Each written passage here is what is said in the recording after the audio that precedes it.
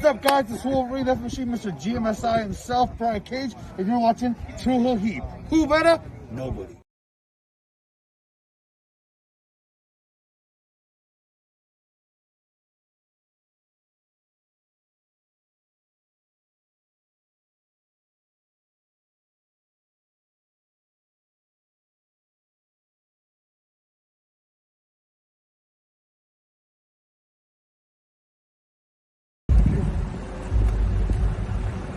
Yo, what up? You know what it is. It's your boy AJ Francis reporting to you live from New York City, the birthplace of hip-hop. And I'm telling you that I'm only tuned in with True Hill Heat Wrestling. Holla at me.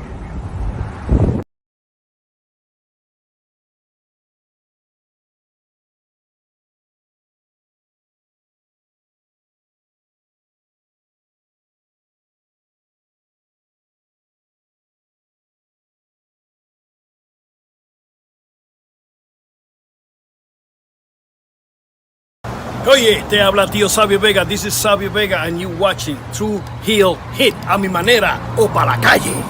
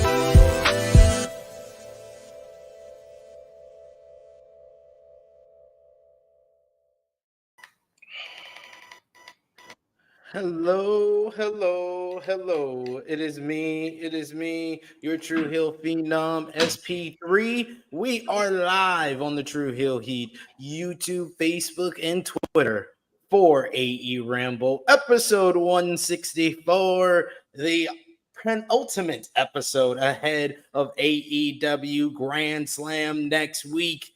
And we got a lot to discuss. And of course, to do that, I am joined by the man of 55,000 subscribers. You go to him for your TV and movie reviews, as well as your honest criticisms of Tony Khan, All Elite Wrestling, and everything else in between. Mr. Yankee Fitted himself, Jimmy Macram. How are you doing? Hello, ladies and gents. How are you? I hope you're all doing well. Let me turn this up. I always sound low on the fucking show when I watch it back. Sometimes I mumble. I'm so disgusted. You do. You sometimes do that when you're watching a show on your channel, which is funny. I needed stuff to watch on my ride home because I hung out with Sat in London, so I had a long ride back to my home out here, and I was looking at your channel, watching you watch Us, which was fun. That's a fun movie. I enjoyed that movie. Yeah. I did too. I wanted to see what you thought about it. That's why I was like, all right, this is a good one. Let me just watch this. I still haven't watched Nope, so I can't judge your ranking of the Jordan Peele movies yet. But I have Get Out ahead of Us, though. I agree with you there. Get Out was really good, even with not Kevin Hart's parts. Clearly doing Kevin Hart. I'm not entirely sure. No disrespect. I'm sure he's very talented. He's like Kevin. He is a Kevin Hart substitute. Mom, can we get Kevin Hart? Well, no, we got Kevin Hart at home. Little something. Sure. Little Rel. Sure. Yeah. That's what I said. Whatever.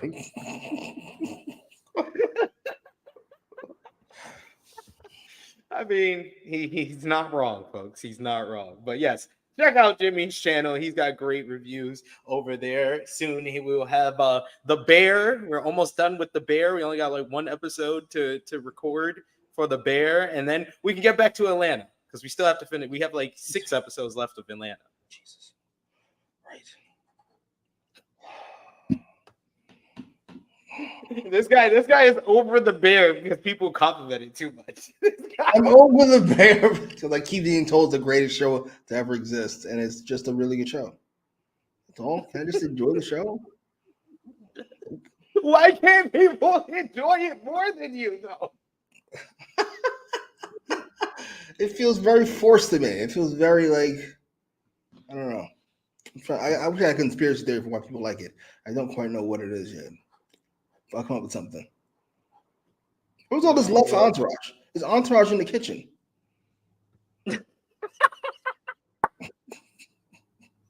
I swear, like 90% of our comparisons to TV shows is based on us watching Entourage. in the late aughts, we compare every. Because what did I say when we first watched Atlanta? I was like, it's like Entourage.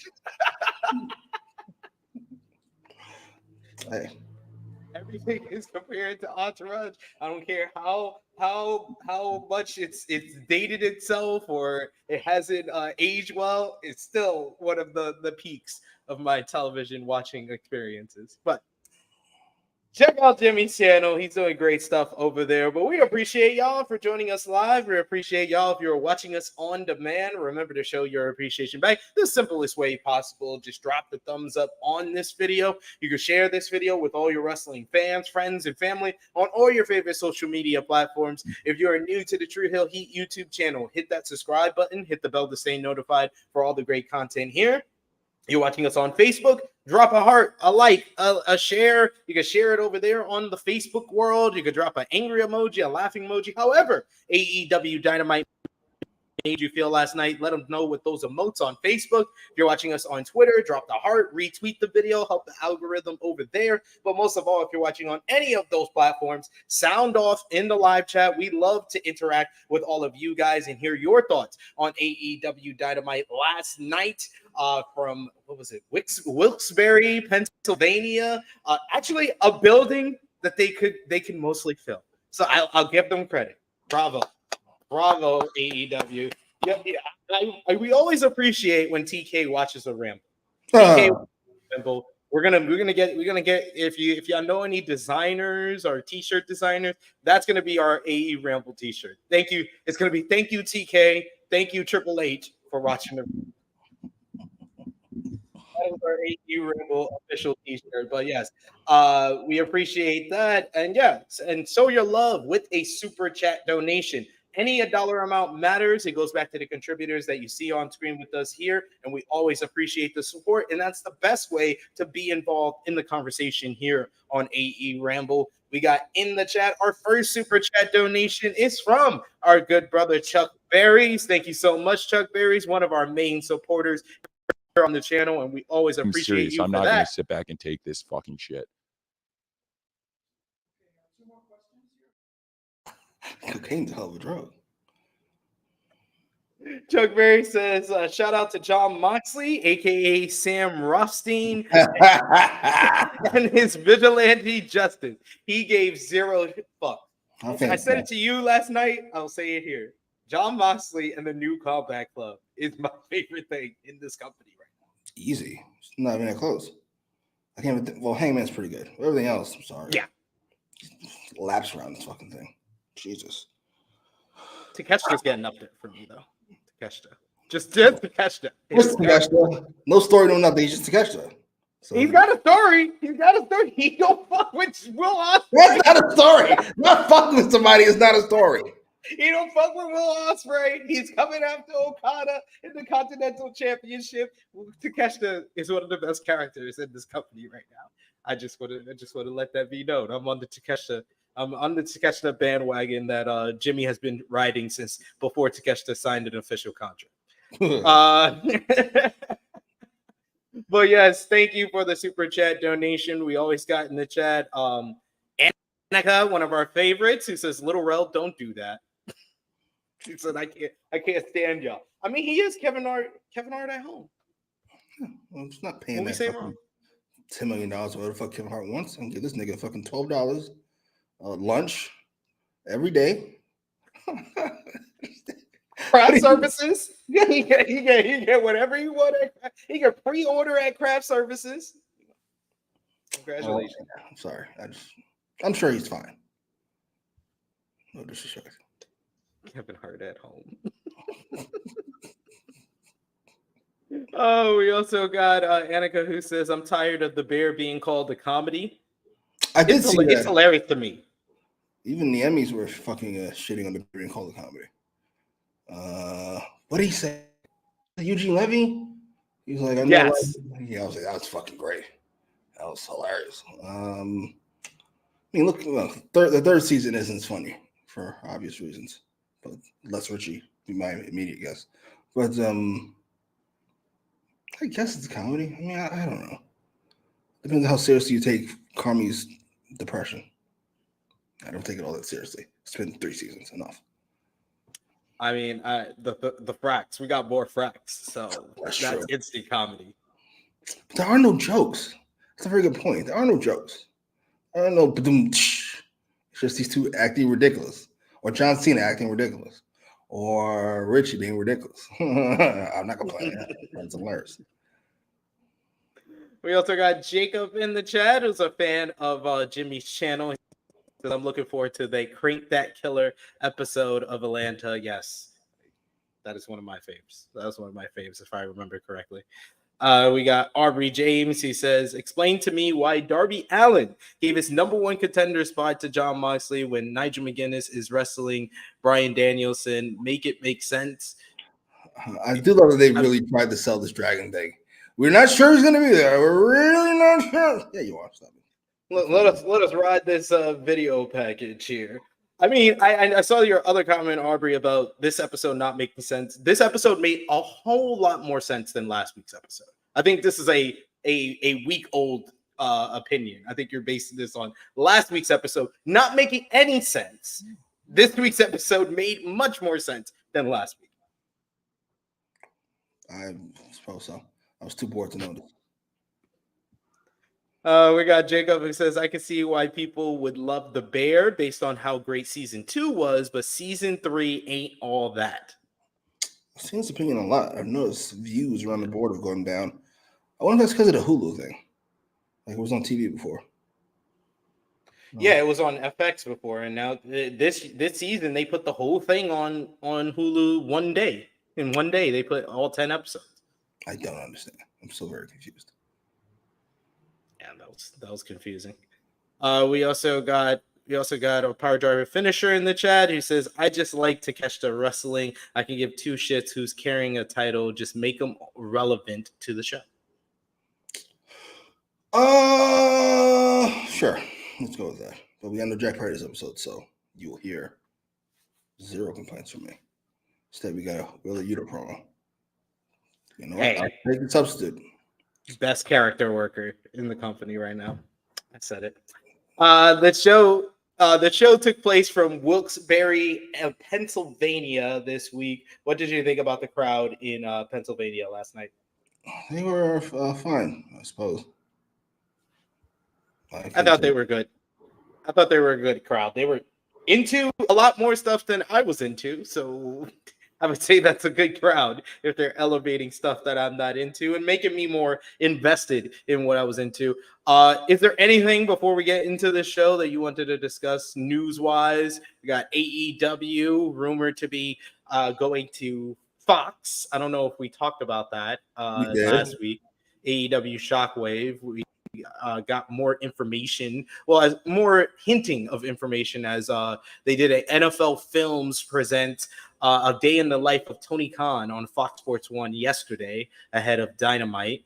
There's also the big numbers coming out from Puck News, who reported that AEW, what is looking like their deal with WBD, Warner Brothers Discovery is for 4 years, 3 guaranteed, $170 million. That's just for the TV rights for AEW Dynamite and Collision. Not for any additional packages or pay-per-view, but they are discussing also pay-per-view with Warner Brothers Discovery to bring some pay-per-view over to HBO Max or Max, if you will. So they said that it seems likely if with the additional packages and the pay-per-view rights that they would be on that $200 million a year deal with Warner Brothers Discovery if they seal that deal with the pay-per-view rights. And yeah, that's as far as AEW news. That's like the only big news that I know of. You said it's only for Dynamite and Collision? That's not what I read from Punk Wrestling. I don't think. What did you hear? What did you read? 6 shows across 3 stations. No, it's they will run 2 shows twice on each of those 3 stations. TBS, TNT, and True TV. Because the whole news that came out with that is people believe that Rampage is getting dropped because they got Shockwave and they're going to be optioning off Shockwave to possibly a broadcast network. See, here's what I'm saying. This is why I bought the Puck Wrestling thing. I didn't just take, no offense, Brandon Thurston, sir, who does a great job always about everything. And needs to stop getting so much hate as he does.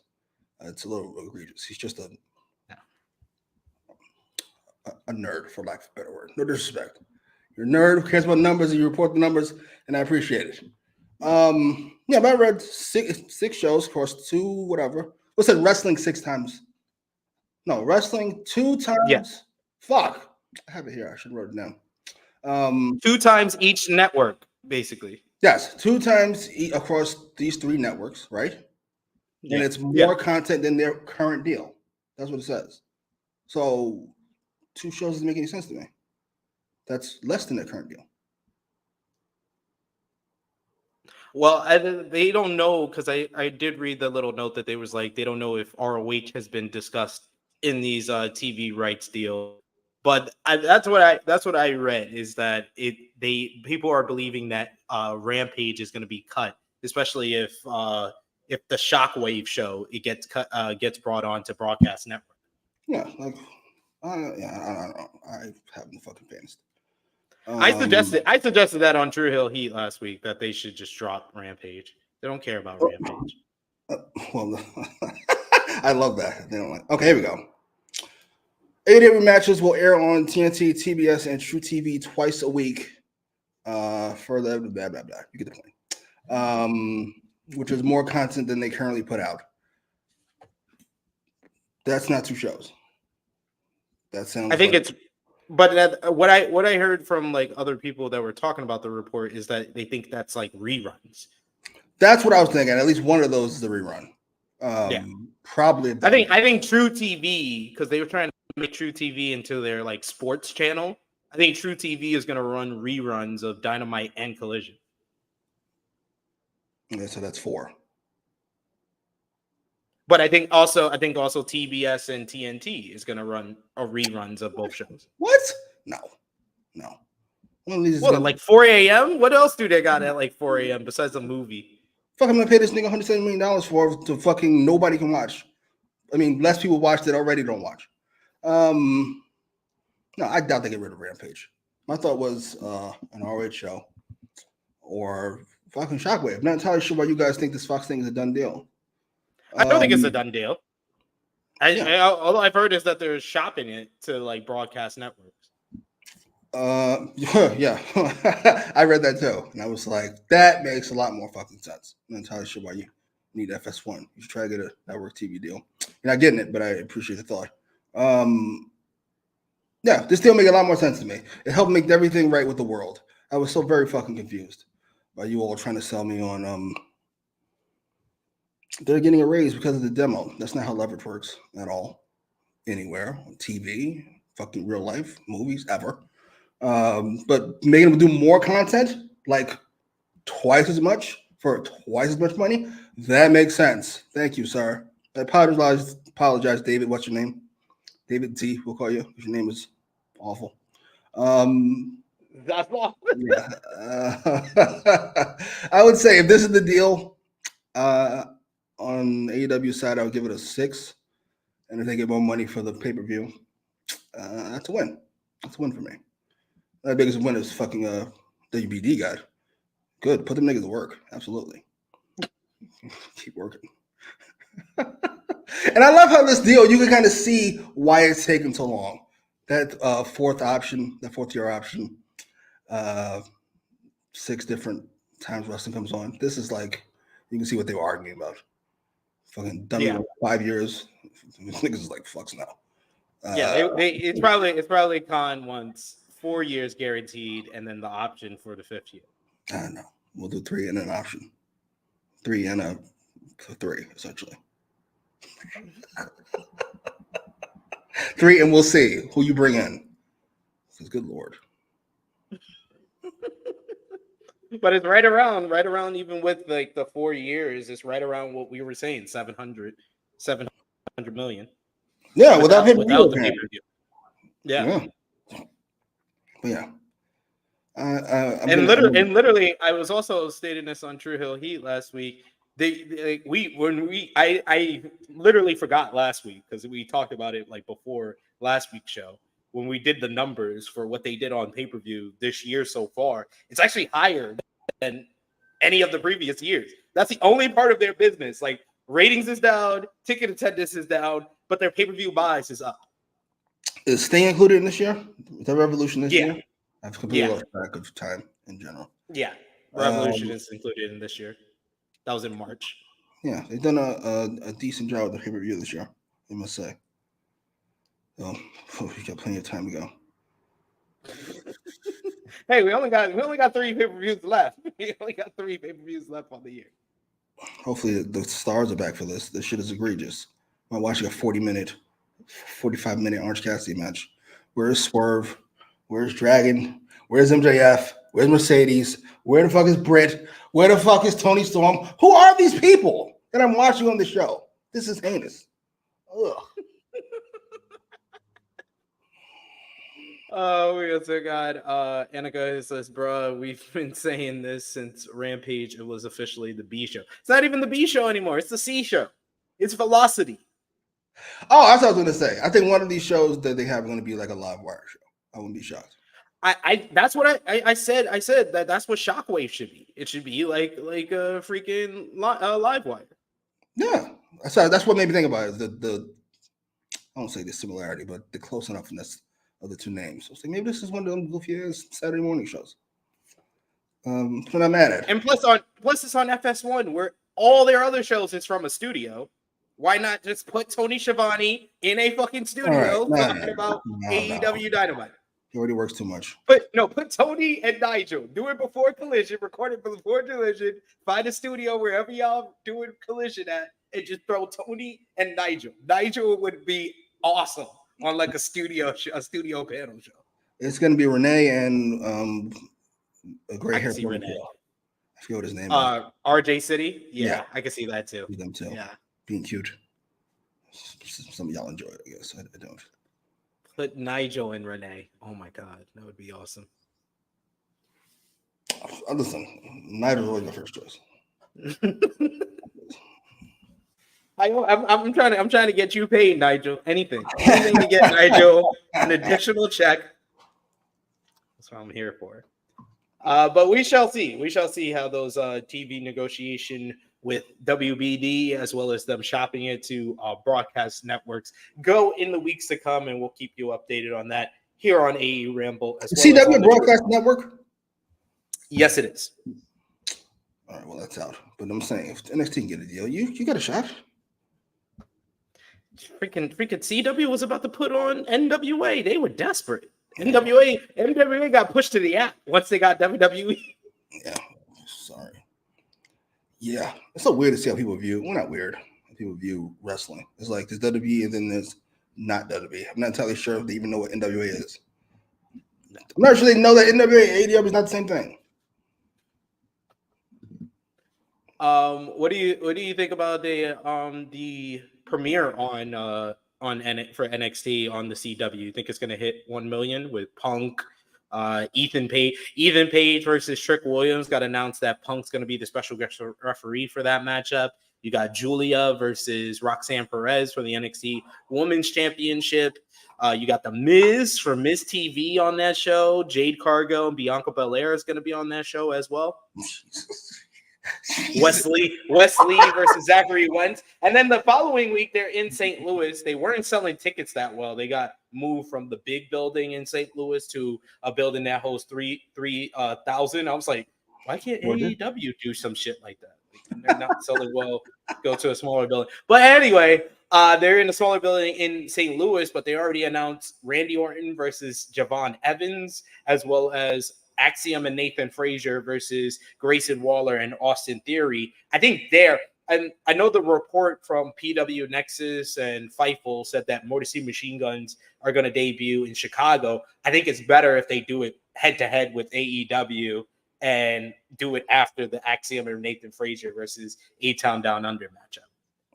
God, that's just rude. If it's Triple H's call, that'll be the show. That's the debut. Yeah. If he lets Sean do it, I think Sean do it on the premiere.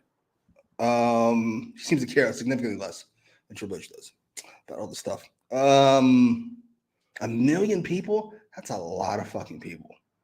I don't think I see it. I think this episode did what, 7 something or high 6? I know Punk did 745 for a segment, but I couldn't see. They did 677 was the number for this week's NXT.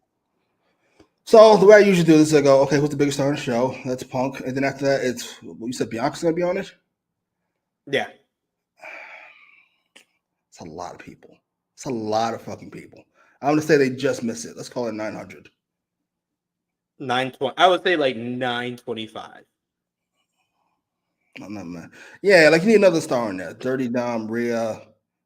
None of these people are Becky. No disrespect. I think they'll throw in like a surprise like they did last week with the Bloodline showing up. They'll do something there. Oh, that could be fun. Yeah. Becky's a bigger draw than Punk, skeleton face. First of all, sir, your sexism is showing. And secondly, yes, Becky's a bigger draw than whoever you like. I've been saying this for forever. I'm not entirely sure why you're shocked by this. Also fair. But yeah, we shall see. Big Man Dog says, my guess is NXT does like 850K or something at most. Yeah, I don't know what's the like equivalent to like a CW as far as like broadcast television, but I am gonna say like they at least get like a 200,000 boost for sure. Yeah. Yes. I go with that. I'm shocked Randy Orton's not as big of a draw as I thought he was in St. Louis. Maybe St. Louis is not. I don't know. No disrespect to St. Louis. But like, you shouldn't be moving to a 3,000 seat arena. No, it's a good idea, considering what you were doing with the tickets. I'm just saying you should have been doing more with the tickets.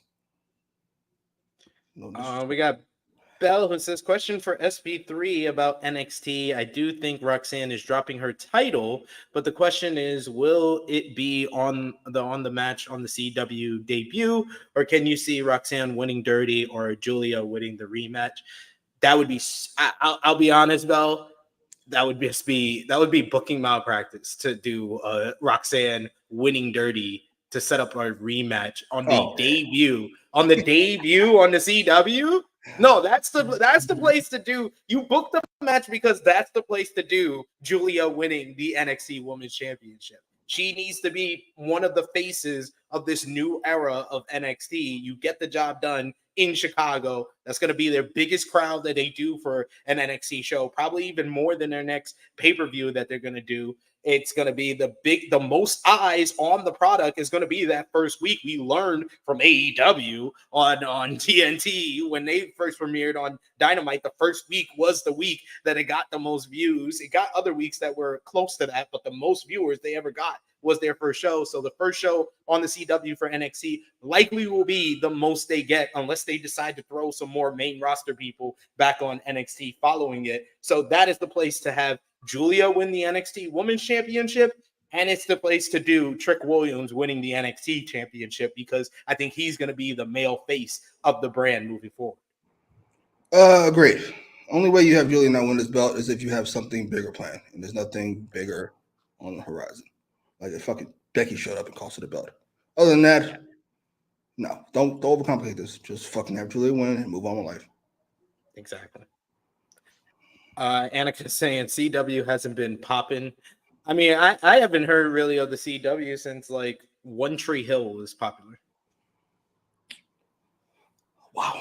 I didn't watch any of those CW shows ever. Well, Buffy was on CW, right? I watched Buffy. Wasn't it when it was WB? Oh, Jesus.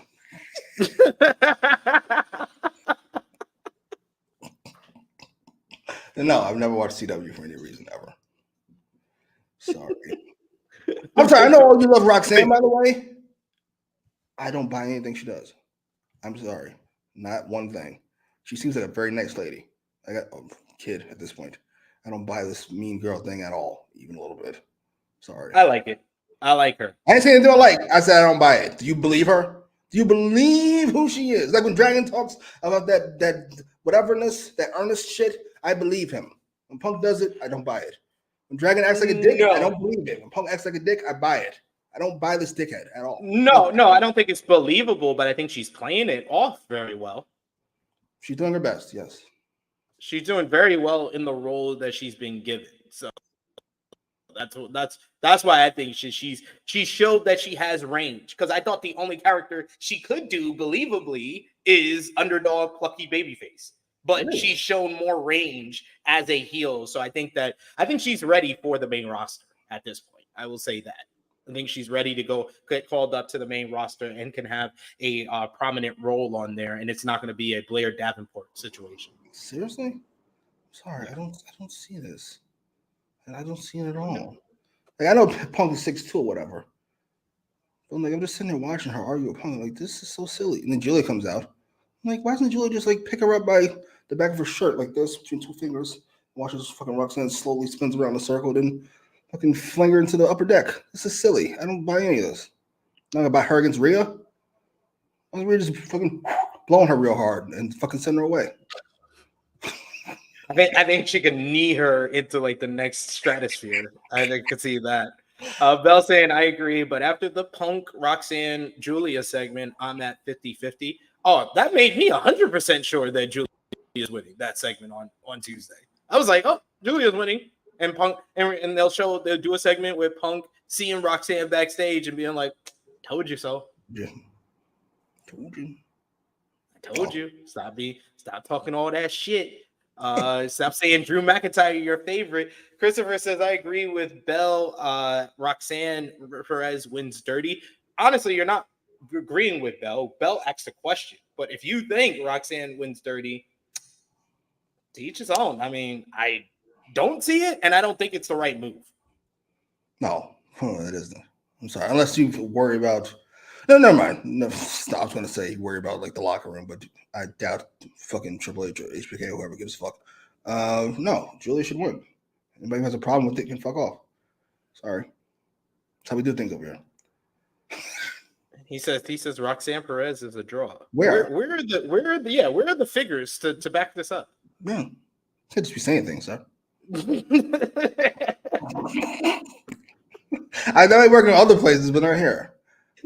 168 hours in the week, and for 166 of them, you can bullshit around. But for these two, you better bring some facts. You better bring some. You can't just say empty comments like that. You can say, I think Roxanne is really good as a heel. Like what's it? Eric Eisen said. He says Roxanne is much better as a heel than a face. That is a subjective opinion. That is an opinion. You can't say Roxanne Perez is a draw without any valid numbers to back that up of what you believe. No disrespect. But we got Power Turbo Finisher who says Roxanne wins clean. You're just a troll.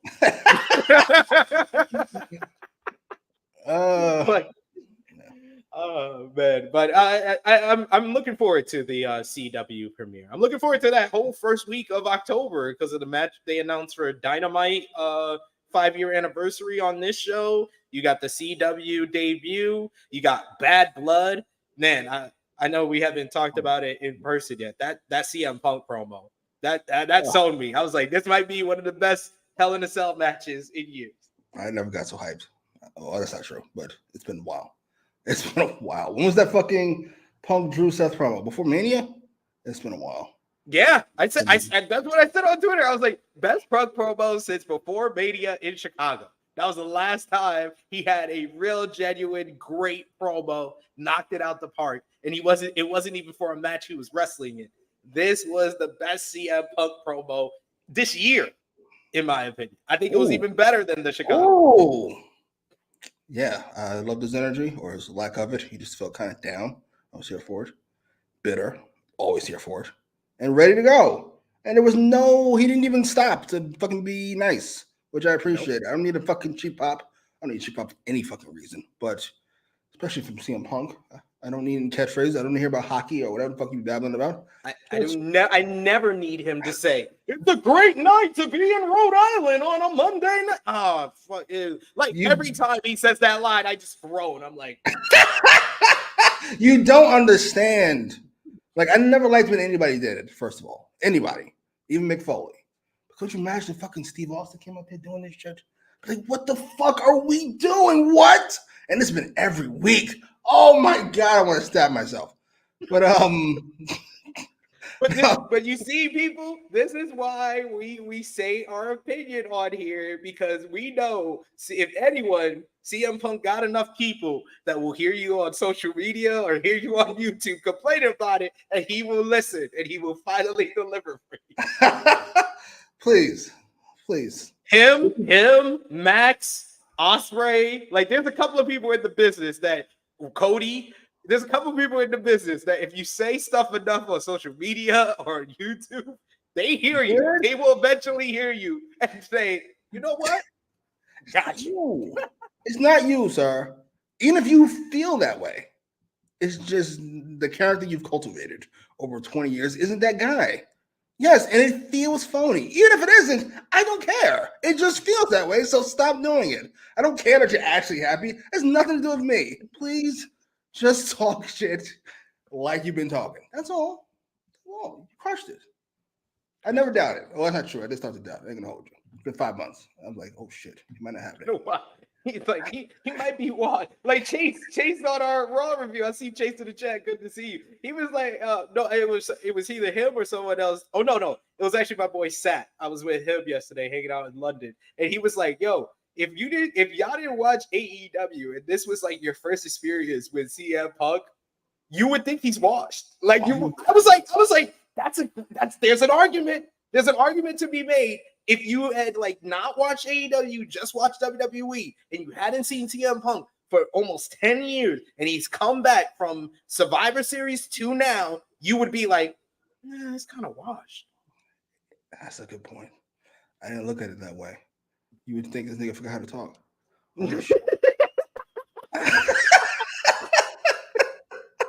Like, what? Holy shit. He'll get it together. And then a year later, you're like, uh-oh. Uh-oh. It's like, you look at your clock, you're like, oh shit, it's almost been a year? Like, what? Oh, it's almost October? We're 11 months in? What? Oh. But yeah, we got the... Punk was good talker, but he's still washed. I thought you had somewhere to go. Came back for this, huh? Came back for this, huh? Absolutely. Never stop hating, sir. Oh, man. Appreciate it. I love you guys. You can't even imagine. I love you. I love you guys. Imagine never having not watched a whole Raw in years, then staying up to watch this Raw. No one's seeing Punk's about the question. You're about to get Collision Punk for about 10 minutes. Instead, you get 7 minutes of I love you guys. That just goes off the air. You're like, huh? Wait, what? What just happened? Who is that? Who is that guy? What the fuck? I'm so happy. Yeah, keep it up, though. Man. Yes, he got to keep it up. Yes. If we do the Gunther feud, he has to keep it up because Gunther will wash him. Yo, Gunther's on fire right now. He's on fire. The best villain in WWE Bill right Goldberg. Now. Bill Goldberg. Jack Perry. You know what's my favorite young wrestler? Jack Perry. Jack Perry. No, he would just start doing.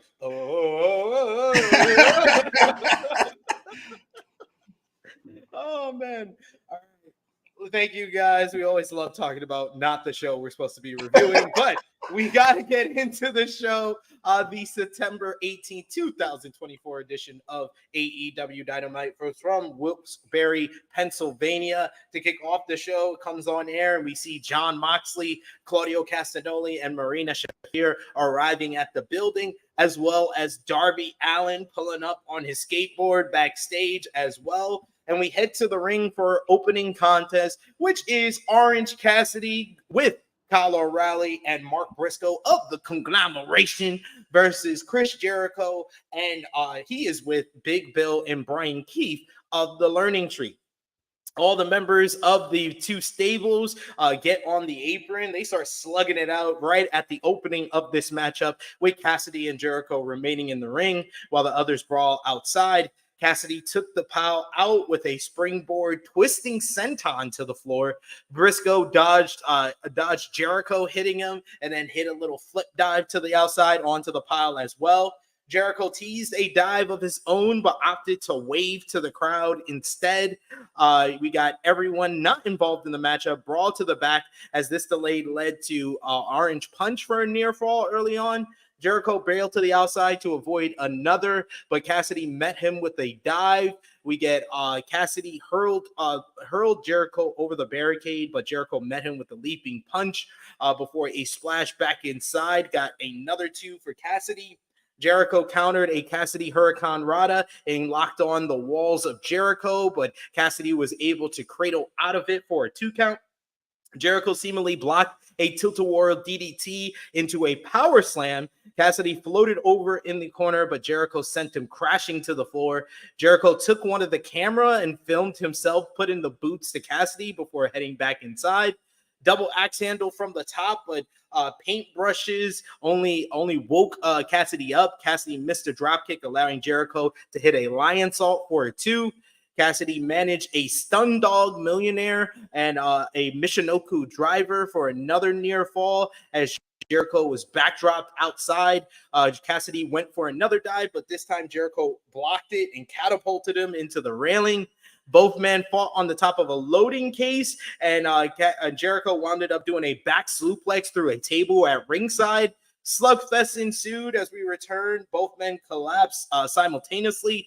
Thrust kick sent Jericho to the corner. Jericho met him with a clothesline, though. Cassidy fought out of the corner and hit a diving crossbody, followed by the round-the-world DDT, but Jericho countered again into the walls of Jericho as Cassidy got to the ropes. Jericho took the referee, so Big Bill flew in, hit a big boot, giving Jericho a 2 count. O'Reilly returned and fought with Big Bill into the crowd. Cassidy got a inside cradle for 2. Jericho fought off a Death Valley driver, but Cassidy got a desperation DDT, around the world DDT, before going up top for a third variation of a DDT and got a 2 count. Cassidy went for the Orange Punch, but Jericho got him with a code breaker for a near fall. Cassidy dodged the Judas effect into the beach break, but this time Jericho kicked out. Brian Keith ran down, but Mark Briscoe started fighting with him. All of a sudden, Jericho had a roll of quarters in his hand, but Cassidy was able to knock it free, grabs the roll of quarters, and hits the Orange Punch with the roll of quarters for the 1-2-3. Cassidy got rid of the evidence in his pocket in the post-match. Mark Briscoe comes in the ring to raise his hand as Orange Cassidy gets another win over Chris Jericho, now 3-1 in his career versus Chris Jericho here. This was surprisingly a lot better than I thought. I thought it would be awful after that awful segment last week. And at the end of this, I was like, that was solid. Solid opener. They got too much time. If you cut 5 minutes, I would have said, this is very good. Because they had the crowd invested the whole entire time, but I think it just went too long. So I was just like, oh, it was solid, but I thought it was much better than I thought it would be. What did you think, Jim? In the grand scheme of things, it was fine. We'll say in the vacuum, rather. It was fine. I love how many people fucking hated this. I'm here for it. In the grand scheme of things, it was fine. But there's no excuse for this. I'm sorry. I can't think of any excuse for it. I don't know how long this match was. 25 minutes? I want to say something close to that. Yeah, close to like 21 minutes. What are we doing in the big 2024? Having a 20-something minute Chris Jericho match. These are two of my least favorite wrestlers on the fucking planet. And I did not need to see them wrestle for 25 minutes. I've found a newfound, I won't say appreciation. Appreciation is strong. I now understand what these slow wrestlers are going for after watching Gunther Norton. That match, if you cut 10 minutes, I don't think it's as good. The whole point is that it's a war of attrition. So I have newfound respect for Orton and Triple H and Harley Race. Doesn't make the matches any better. The ones that were bad are still bad. I'm just saying I understand what they were going for. I now get it. Aha! Light bulb. This match was better if you cut in half. Easily. Pretty fucking pleased. I'm very curious to see what this number looks like. I'm very curious. I don't really care about the numbers, which I do now. I want to see what the numbers looks like. I need to see if the world's on the same page as the rest of us. In Tony Khan's head, he's like, Orange was a draw last year. Jericho's always been a draw for us. This is going to do a great number. Huge. All right. Sure. It's going to be huge. Huge. Oh, man. We do have a super chat donation here from Will Chisholm. Thank you, good brother. We always appreciate your support and your love in the chat with your super chat donations. You are one of the best. That's why we allow you to speak, bitch. Come on now. Oh my God, Shivani. What the hell is wrong with you? Thank you, Will. He says, I'm sorry, but Mariah May is not working for me. It feels like Tony Khan thinks she's more over than he thinks. I mean, we've been saying that for like 3 weeks now. Yeah. We didn't quite phrase it that way. It's rude to Mariah May, but yeah, that is rude. You're right. He's treating her like she's Mercedes or somebody. Like, we're going to be interested in watching her against bums. I'm not. And by bums, I mean people who are not stars, not disparaging their talent. I'm just saying, like, this is a secondary title at this point. It's embarrassing. Fucking shame. Oh, look at Christopher giving us the exact count. 19 minutes, 30 seconds. Fucking Ospreay and Ricochet, sure. Fucking Chris Jericho and Orange Cat. What are we doing? I get that we didn't have much to do on the show, but what the fuck? Cut the show. Just do an hour and a half. Hey, man, it wasn't too long ago. We fully accepted we were in the vortex. And now we're like, please get us out. How do we get out? We're like the girl in Us. Like, how do we get out of this maze? Somebody needs to die. That's how. Let's go. Ugh. Oh, man. Listen, Orange Cassidy didn't do anything to deserve that. Come on. We got Annika who says Mariah isn't a big enough star and you don't automatically have a program for her. Shocking. Yeah. Very Bailey-esque. Very Bailey-esque. Very Bailey-esque. It feels like she's been in like 2 or 3 mini feuds, and it's been less than a month since All In. It's not like this is the fucking. I was gonna say TBS championship. Mercedes. It's not like it's a secondary championship. This is the big one. This is the important belt. Oh yeah, I'll figure something out, I guess. But yes, like I said, I thought the opener was solid. It just didn't need to be that long. How much you cut it? You said 5 minutes. I would have said 5 to 8 minutes. Cut that out of 19:30. I cut it to just 9:30. Let's get in. Let's get out. Let's move on, please. Also fair. Next up, we see footage of the Blackpool Combat Club backstage last week. They were talking with Pac, asking where Wheeler Yuta has been since All Out. He says next week they have a title defense for the AEW World Trios Championships, so it's time to come to work, Wheeler.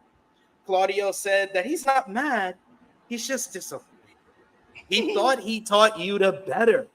Castagnoli told Yuta to do him this favor, show up next week, and defend their titles. Moxley steps in, and he says he knows it's difficult, but Yuta has his own choice. Either stay or leave. Yuta has a responsibility for the greater good to look at himself in the mirror every morning. And what kind of man does he want to be? Then we move over to live backstage. Expert reporter extraordinaire Alex Marvez catches up with Wheeler Yuta, and it's sad Wheeler that we saw on Collision, who is about to leave the arena. The show just started, Wheeler. And he thanks him for stopping, asking him his thoughts on Castagnoli and it's like he knew Alex Marvez was gonna find him. That's why he was leaving. Castagnoli asked him for his thoughts on Castagnoli and Pac, demanding he show up next week. Yuta tries to get like the energy to say this. He's like, he's conflicted on recent events, but he's worked his whole career to be a champion. So next week at Wrestle Dream, I'm gonna come and Alex Marvez cuts him off. He says, next week is Grand Slam. He's like, oh man, I'm sorry. And then a stagehand ran up and handed Yuta his trios title that he forgot in the back. And Yuta said his head has been all over the place. But Clearly. if those other guys want a favor, then next week he'll kick whoever is necessary. Oh my God, I have no idea what Yuta was trying to go, but I swear, I told you, I will say it here. I'm loving this Wheeler Yuta, sad Wheeler Yuta, child of divorce, Wheeler Yuta, all over the place. It's the promo he cut on Collision, I absolutely love. He comes into the arena, and I think it's Lexi Nair is interviewing him, and he's like, "Yeah, I want to, be private about what what's going on with Brian for his family." And he says, "Well, you have a match tonight." He's like, "Yeah." He was like talking about something else, and he's like, "I'm like, he's just talking so much. He's just head is just everywhere, but where he's at because he's a child of the voice in the middle of mom and dad right now, with Brian playing the mom and Moxley playing the dad. I'm enjoying his character work. I don't know what you thought about the Combat Club's promo, calling him out or telling him to show up, and then Wheeler's. I am fascinated by Moxley's character. He appears to have I don't want to say a soft spot. He appears to be giving Darby and Wheeler a little more rope than he's going to give anybody else, especially if they're black, apparently. If you're black, you get the hammer. So, doing his best Swerve impression. And I'm mad at it. I found it fascinating. Alex Marvez is a piece of shit. I cannot tell you. Thanks for stopping. Nigga, I wasn't. I was walking. You to be like, "Oh, I'm not wrestling tonight." He saw the promo by BCC. He's like, Alex Marvez gonna try to find me. Like, get the fuck up out of here. I cannot tell you how many different times Claudio and Moxley said, "You can do what you want. It's your choice." First words out of Marvez's mouth, they have demanded that you show. What? You instigating ass bitch. Oh, he made me sick. This is interesting. Willis he did well. I put him in the Roxanne category where the character's solid and I appreciate him giving it his best effort. Do I believe you? I believe Wheeler. I believe Sad. He was say I believe Sad Wheeler. This works for me. I like it. I'm here. He's helping them. Yes, absolutely. I like the character work of Wheeler Yuta, and it plays off well to what everything that's happened so far, especially with what the character that Moxley is playing, where he's like trying to motivate the young guys of AEW. It seems like that's overall what he's trying to do. I like it as an idea. I don't know how I feel about the crew he's got. It feels oddly mismatched, but it's Moxley, so I'll watch him do whatever. But good stuff there. We got a super chat donation from Christopher Kidd. Thank you so much, brother. We appreciate the support. Thank you. Fuck you. Bye. Christopher Kidd says, only consolation is OC and Jericho have been in segments together instead of separate set, weighing the show down multiple times. It's a very fair point, sir. That is. Keep them. They just put two people that, the feeling is not the same, and they're trying to put them together to try to refine the feeling. This was the best Jericho match in months. Sure.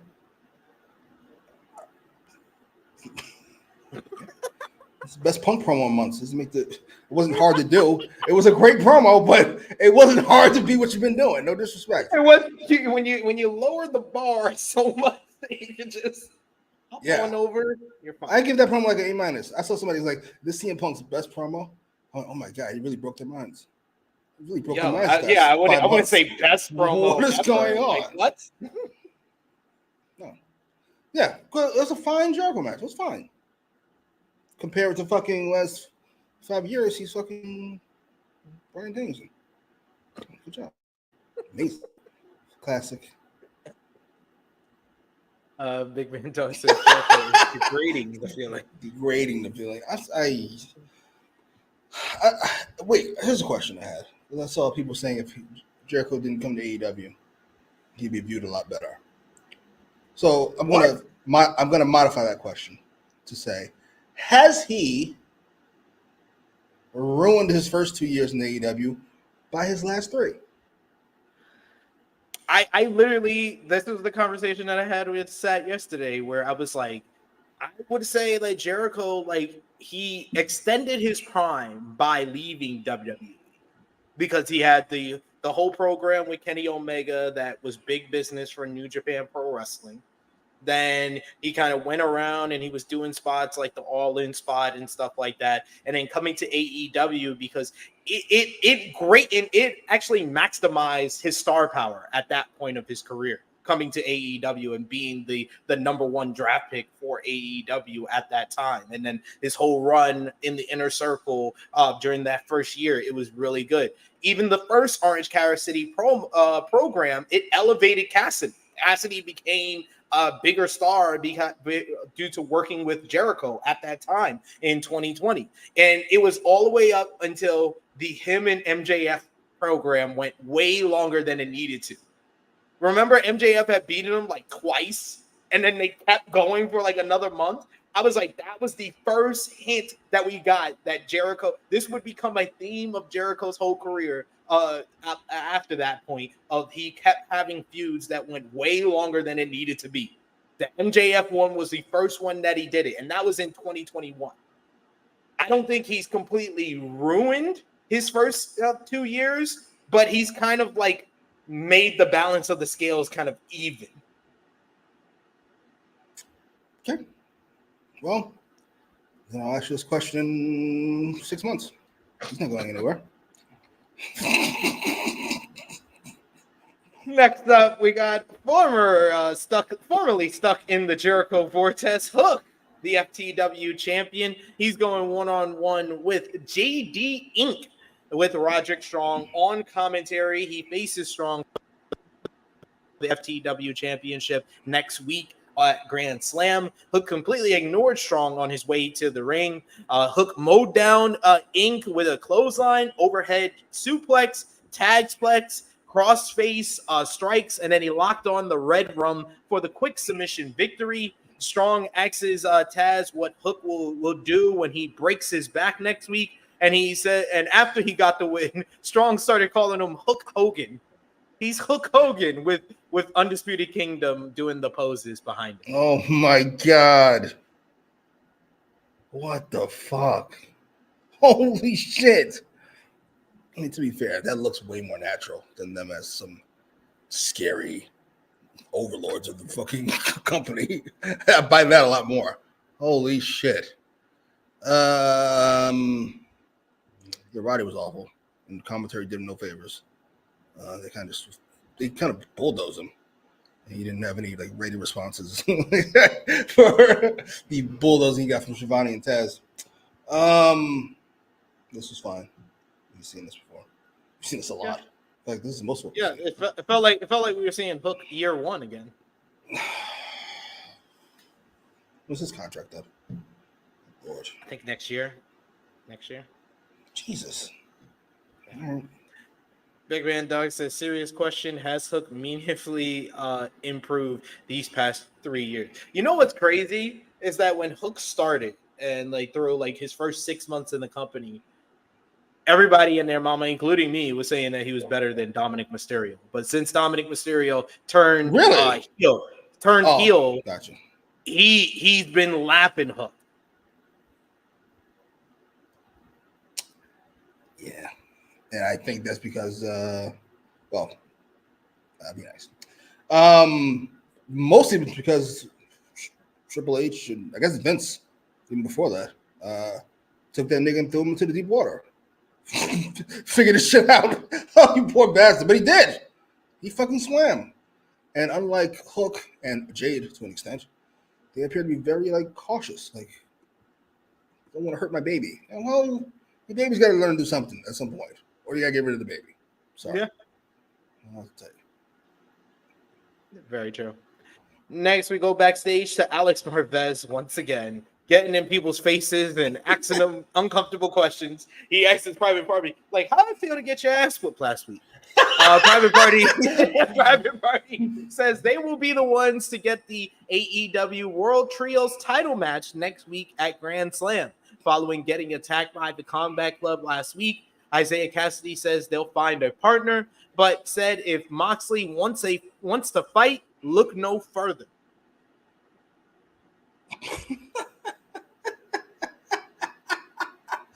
Oh, in hindsight, this is fucking hilarious. These niggas are over here talking crazy shit. What would happen later? It's like it looked, especially with the picture that I just had up, it looked like one of those movies where it'd be like, hey guys, that's me. This was minutes before.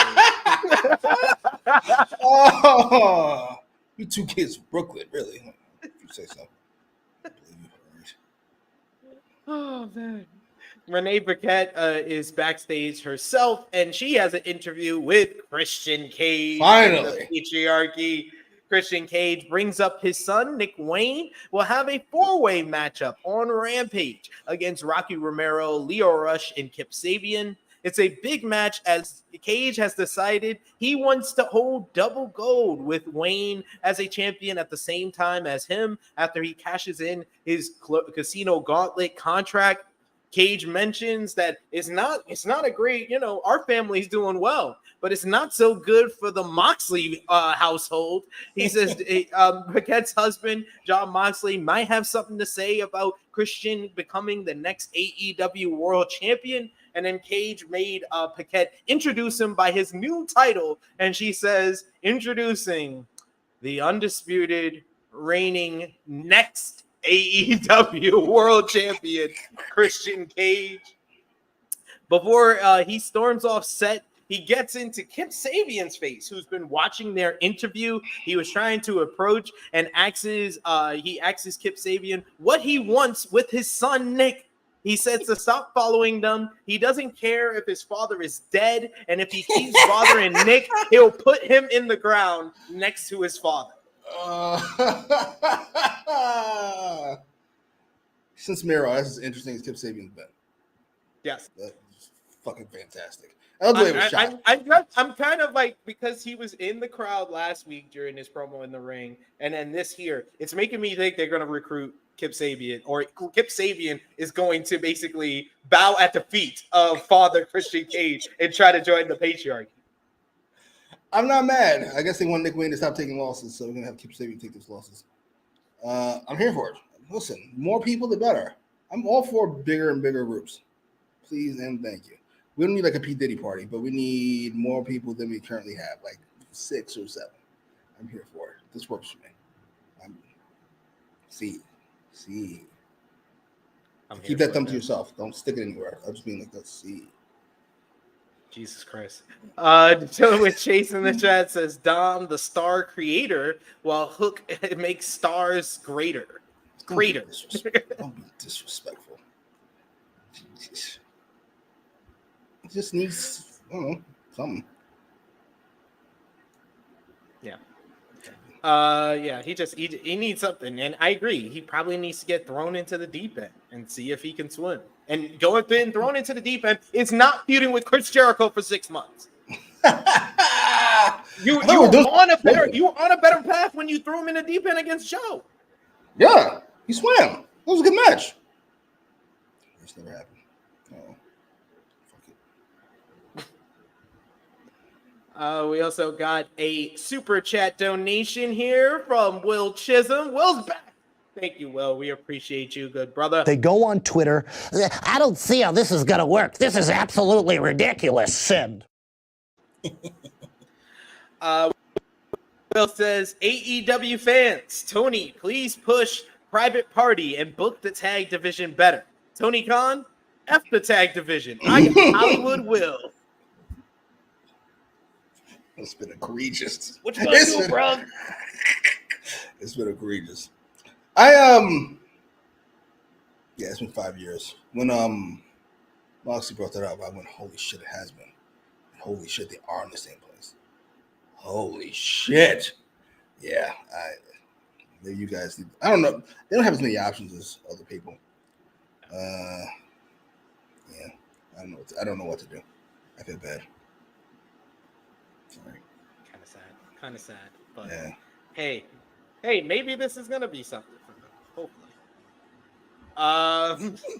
Next we had AEW Women's World Champion Mariah May teaming up with Serena Deeb to verse Queen Aminata and Yuka Sakazaki. This is Sakazaki's first Dynamite match since July of 2021. As she started things off with Deeb, following up from their matchup on Collision last Saturday. They were trading early takedowns. Dragon Screw was countered by Sakazaki into a pin. That was a nice reversal, actually, I thought. A series of near falls leads to a stalemate between the two. We get a rolling snapmare into a kick, into a double team with Aminata, who fired off a snap drop kick. May was preoccupied posing for the camera with her title as Deeb trapped Aminata's leg in the ropes, did a dragon screw through the ropes. Then May finally does a blind tag in. She hits a snap drop kick right to the back of Aminata before knocking Sakazaki to the floor and then mocking her, doing her little pose. Sakazaki eventually makes the hot tag when things returned and was a house of fire, dishing out a Northern Lights bomb on Deeb and then hitting a suplex onto Deeb on May.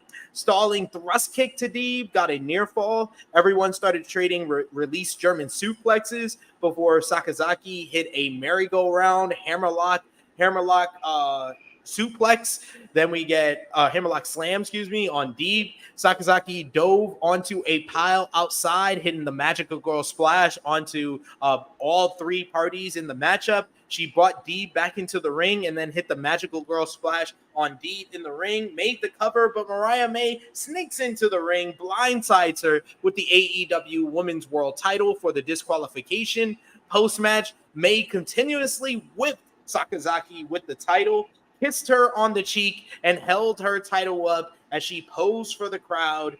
This led to, after the show went off the air, not even announced on the show, which would have made a lot more sense, Tony Khan, but it was announced that Mariah May will defend the AEW Women's World Championship against Yuka Sakazaki next Wednesday on AEW Dynamite Grand Slam from Arthur Ashe Stadium in New York City. This felt like a step back for the women's division because it got 8 minutes. We had a 3-minute commercial in between. We only saw 5 minutes of it. Was the only women's matchup or segment really on the show because I don't know where Mercedes is. Mercedes got a vacation, I guess, because she's been off the last 2 weeks. And yeah, it got a lame DQ finish, but it didn't even lead to them announcing the match on the damn show. The match got announced after the show. I was like, why couldn't y'all announce this on the show? Like, I feel like y'all care. Do y'all care? What did you think about this one? We should have known something's up when they were in the second match on the card at All In. We should have known something was up. We just went, oh, that's odd booking. Don't you care about? No, nigga, that's how he feels. I'm not entirely sure what to tell you. That's how he looks at Mariah May. I don't know where this has come from. I know her numbers have been like fucking spectacular, but how you gonna blame her for that? I'm just sad. I'm down. I'm really Her down. numbers were good when she was working with Tony and Mina. What do you want from me? She's doing what she can. I don't know who I would have booked as the next challenger. I know it wouldn't have been Queen Aminata and fucking Yuka Sakazaki or whatever the fuck. Listen, I know they probably want to give Britt another loss. Fair enough. If they want to save Jamie Hayter. Fair enough. They don't want to use Thunder Rosa. No, Thunder Rosa's injured. She's injured again. She got a concussion. Well, I think it was on the spot where they did the 4-way to determine Sheeta going on to face Mercedes at All Out on Collision, and Dee gave her the detox move she does, and her neck like folded. So I think it was on that spot she got concussion. I'm not surprised when I heard that she was injured. I was like, I saw that spot, and I literally went on Twitter and I was like, ooh, I hope she's okay. I hope it's not just adrenaline. Jesus. She was able to finish that matchup. And then I was not surprised when they said, oh, she suffered a concussion. That's why she's out. So I will give them the benefit of the doubt. Maybe Thunder Rosa would have been the best option for them to do right after Mariah won the title.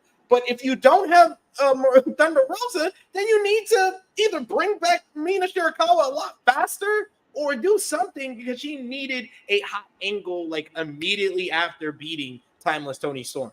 And I understand they want to save Timeless Tony Storm rematch for, I guess, a bigger show, maybe Full Gear or something like that. But they needed something else, not her feuding with people that haven't been on Dynamite in 3 years and in a year, in Aminata and Yuka. I like both of them. I think they're both good, but they needed to be heated up before All In if you were going to make them the immediate challengers after Mariah May won the title. This saving shit for other events is ruining the wrestling business that I love so much. I'm sorry. I don't care what anybody says. I'm anti-saving shit. I'm not saying you need to be Vince Russo, but you need to be faster than Tony Khan and Triple H. This is great shit. Saving Mariah May and Tony Storm. Like this is fucking Cody and Roman or some shit. What are we doing? Just give me the fucking match. What are you doing? We got to save it for a big show. No, we don't. It's not Austin and Rock. Get to it. I don't understand. I don't get it. I agree with you.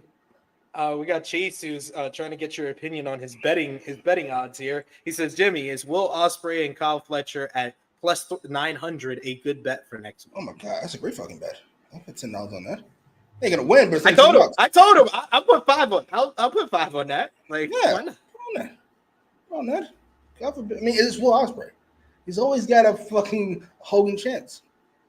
He's always got a Hogan chance. You put it on there. Is Hogan gonna fucking beat Kevin Nash for the title tonight? He just won it. Give it a shot. Give it a shot. He could not. Yeah, it works out. It worked out. Think about how much money you have right now. You put money on Hogan over Nash, you'd be rich. Give it a shot. See what happens.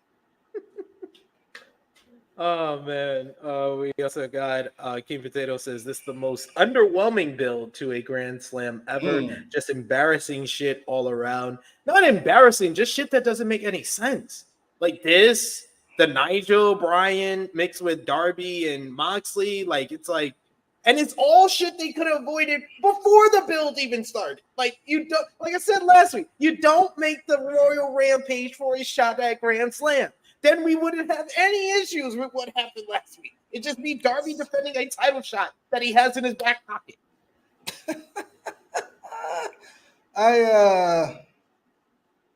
This is kind of depressing. It was like that used to be my thing on here, as I would rant and rave about TK's booking.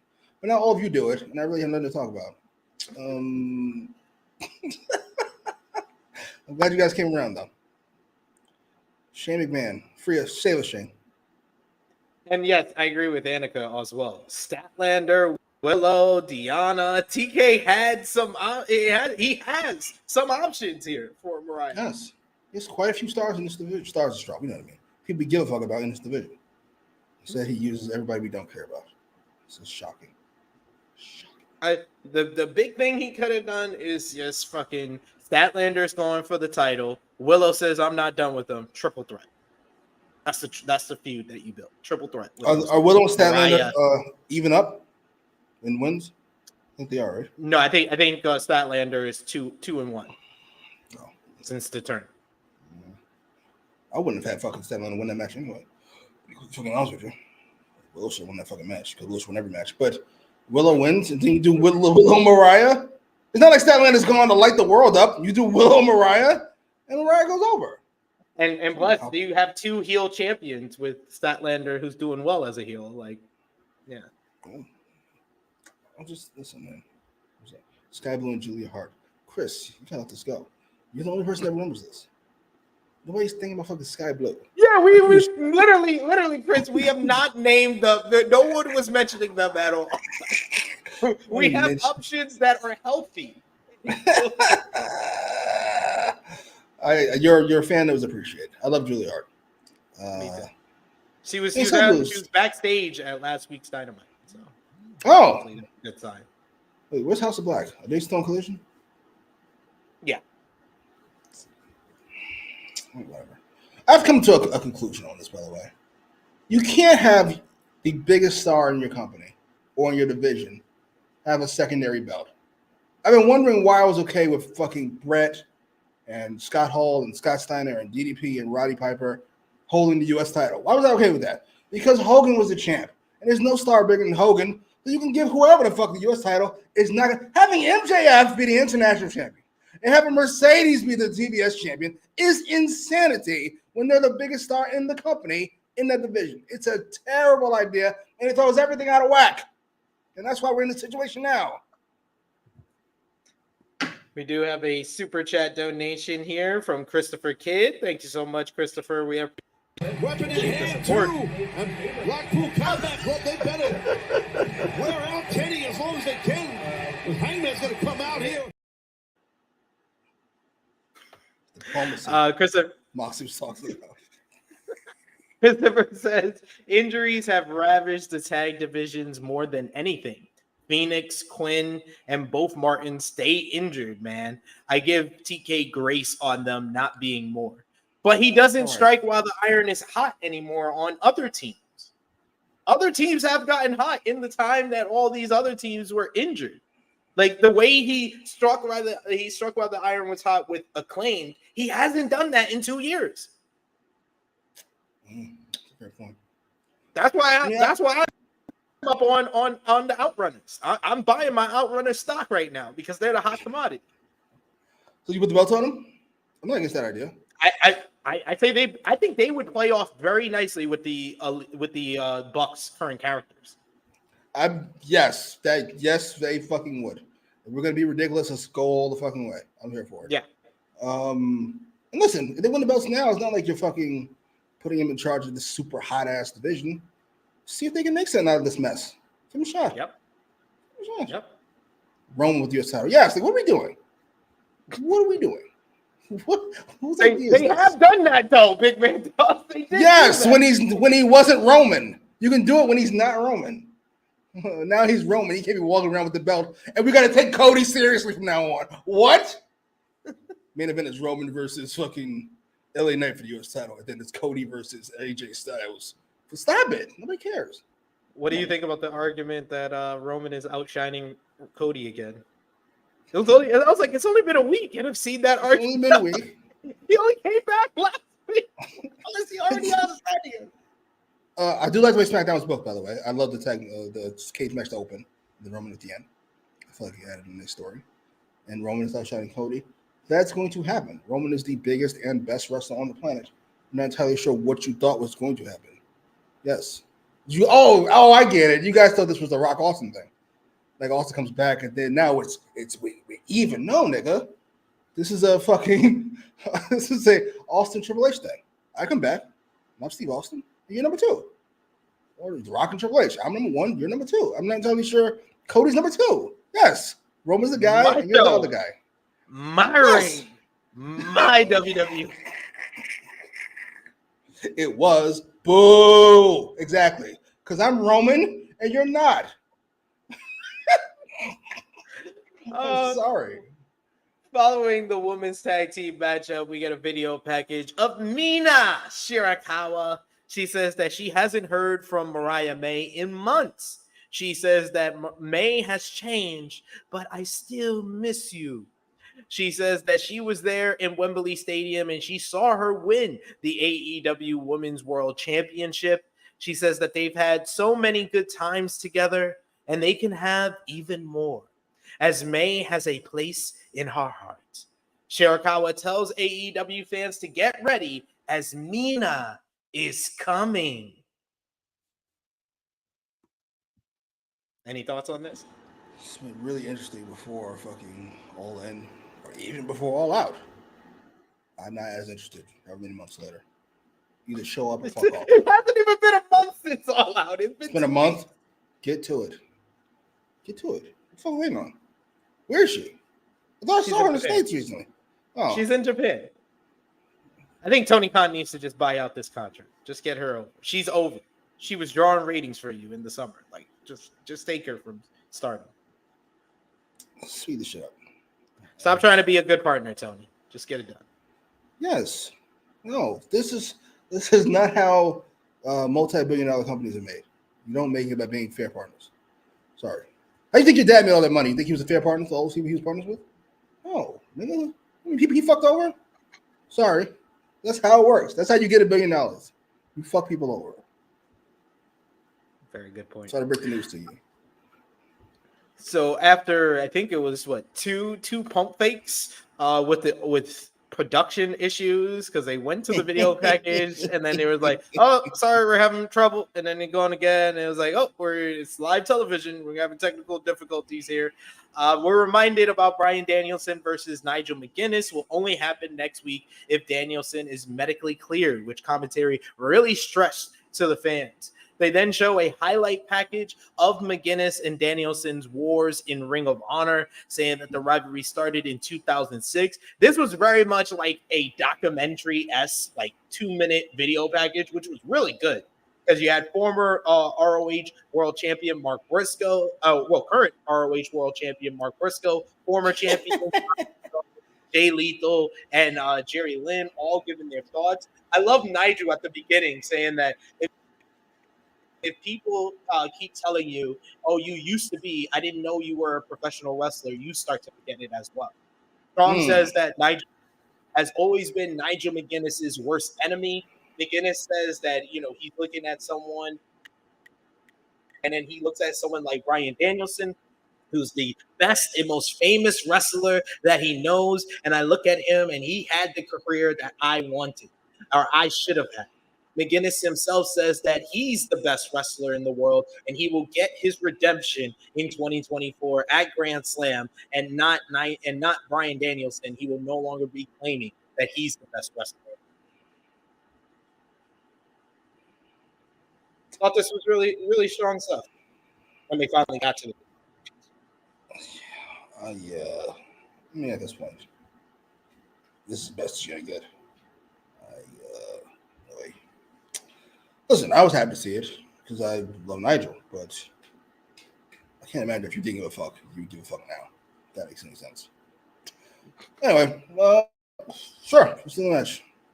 I guess I'd open the show. I don't know what I'd do with this match. I'd open with this and then I'll close with Darby and Moxley. What do you have Dragon do to Moxley on the show? Does he confront him? He has to do something. Yeah. You tried to kill me.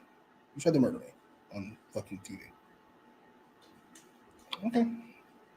I don't know. I'm curious.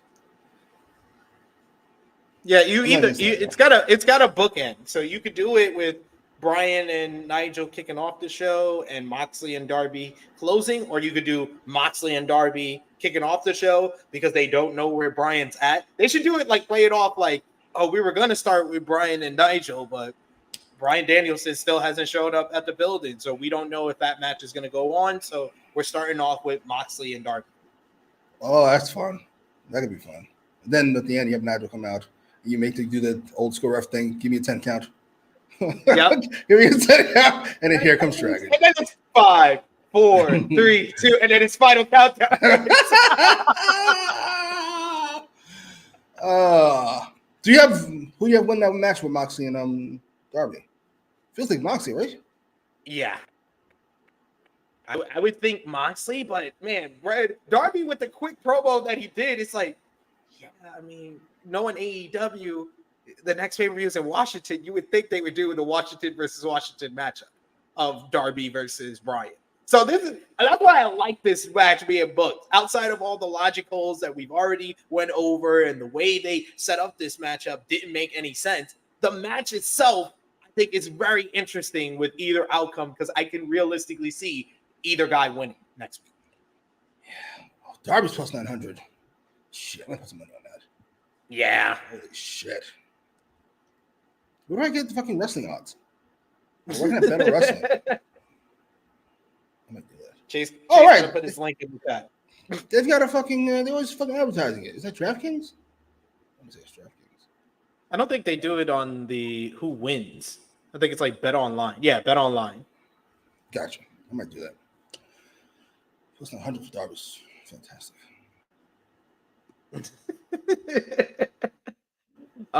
We got our trying finisher. It says, "I hope the match is called off and he isn't clear."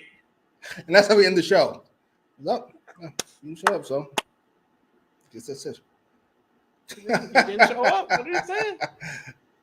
We got Annika who says, "So old boy from the Saturday show said something I thought could happen. Do you think anybody takes us out and Danielson doesn't show up at Grand Slam?" I think because being advertised, I think it is going to happen. But I mean, man, I would love it. I would love it. I'm here for just the surprise of it. You would have to deliver something else instead. I'm not sure what that would be. Zack Sabre Jr. I don't know. Like an out there surprise. Yeah, you got to go bigger than Dragon, and there's nobody currently. Like if Kenny Omega showed up, you go, oh shit. Shit. That's worth the not Dragon showing up for Kenny Omega to show up. Yeah. Other than that, it's interesting. It's interesting. Speaking of Jon Moxley, he is coming out with Claudio Castagnoli and Marina Shafir. They were making their way through the crowd when Private Party tries to attack them. But Moxley was so unfazed. Like, he's hitting him, and Moxley's like, this fucking fly. He tried to attack before they get there. This didn't go well for them. Shafir grabs up Cassidy and starts kicking his ass while Castagnoli is hitting a brutal choke breaker on Quinn. Moxley sends Cassidy into the steel steps by ringside before Marina Shafir starts putting the boots to him. Moxley held Cassidy as Shafir fired off some kicks to him. Commander then appears. He tries for a dive to the outside, but Castagnoli completely kills this nigga with a mid-air uppercut. Shafir slams Alex Abrahantes and then jacks him for the microphone in his hand as Commander was launched into the second row by Castagnoli. Moxley then had a toolbox, and they bring Cassidy over by the stage. Moxley gets on the mic, and he says that he could end Private Party's career after pulling what they just did. They've been here since the beginning, since day one of AEW. But here they are in the same spot they were 5 years ago. Moxley is going to give them what they've been missing. Some friction, an obstacle to overcome. Consider this a gift. Then smashes Cassidy's hand with a hammer. We get a proper "you sick fuck" chance from this crowd in Pennsylvania. Needless to say, I don't think Private Party and Commander are getting that trio championship matchup. They won it next week. Darby Allin eventually comes out. He wipes out Claudio with the skateboard from behind before Moxley threw him in the ring. But Moxley doesn't attack him again.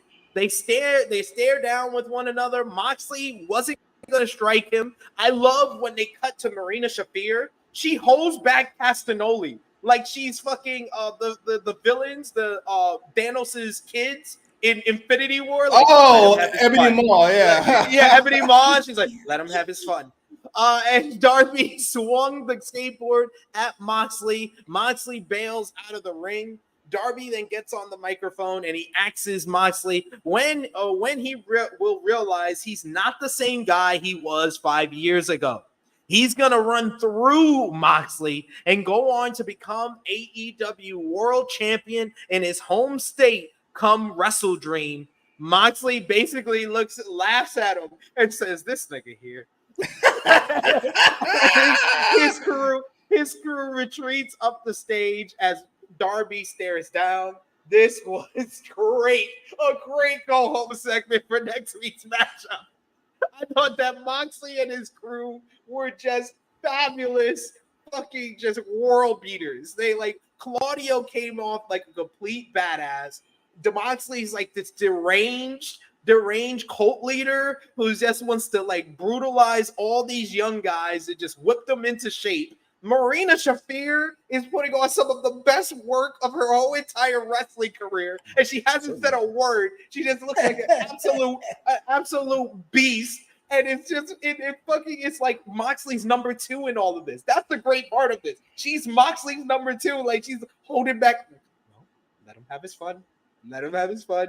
She's with Moxley. She's taking care of his leg work when Cassidy's punching him and he's no selling. She pulls him away.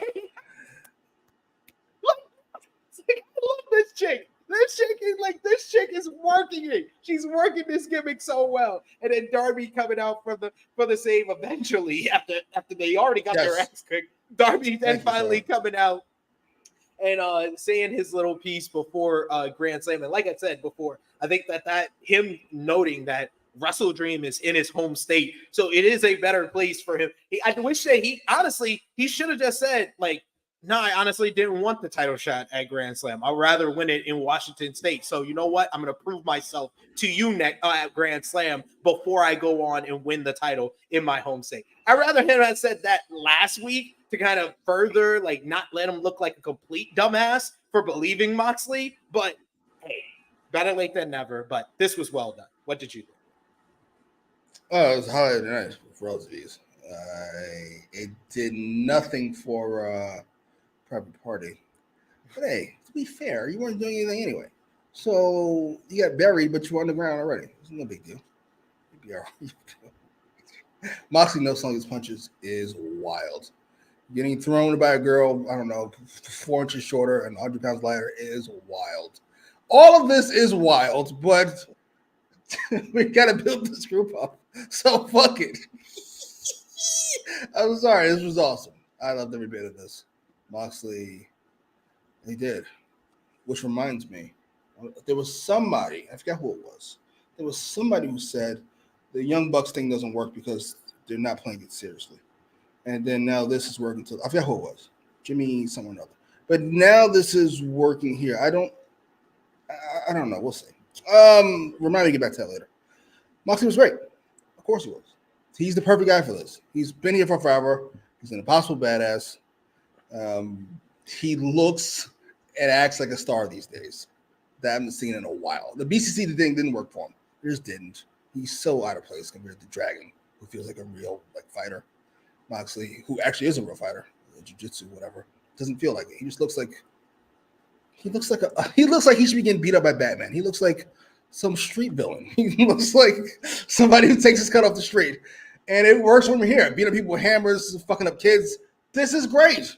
Absolutely. And that's Marina Shafir. Well, I'm still not sure if she's as big for this as she needs to be. Like, Megan Bain probably be better in this role. She's good. She's good enough. I buy her. And I buy her facial expressions. We got Annika says Marina is killed this segment. We got Delayed Grats. It says Mox is going to destroy Darby. Oh my God. You squash Darby? You can't squash Darby. And Darby's character is unsquashable, even. Like, the whole point is you can take certain amounts of punishment. He could take it and he'll just keep going. That's the way he is. We also got Big Man Dogs. He says it's kind of like when Vince blamed Baron Corbin for Raw being bad. It's not Private Party's fault that they're jobbers or jabronis. That was fucking hilarious, by the way. It was like the third time they did a "Sorry we suck," "Sorry this product sucks" fucking promo. This time it's Baron Corbin's fault. All right, you said it was your fault a year ago. Whatever. Listen, I'm not sure what I do at Private Party, but they've tried a lot and not really stuck with any of it. No. Heel turns, face turns, Matt Hardy, no Matt Hardy. What were they called? They were called something. Matt Hardy and then A Hardy Party? Oh, yeah. It's just that one.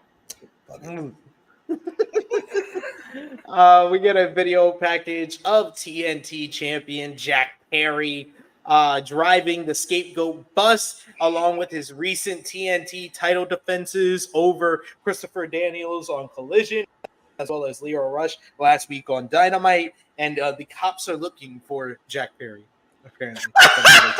What? I missed this on the show. Oh my god. They what the fuck? Are you being serious? The cops are looking for Jack Perry?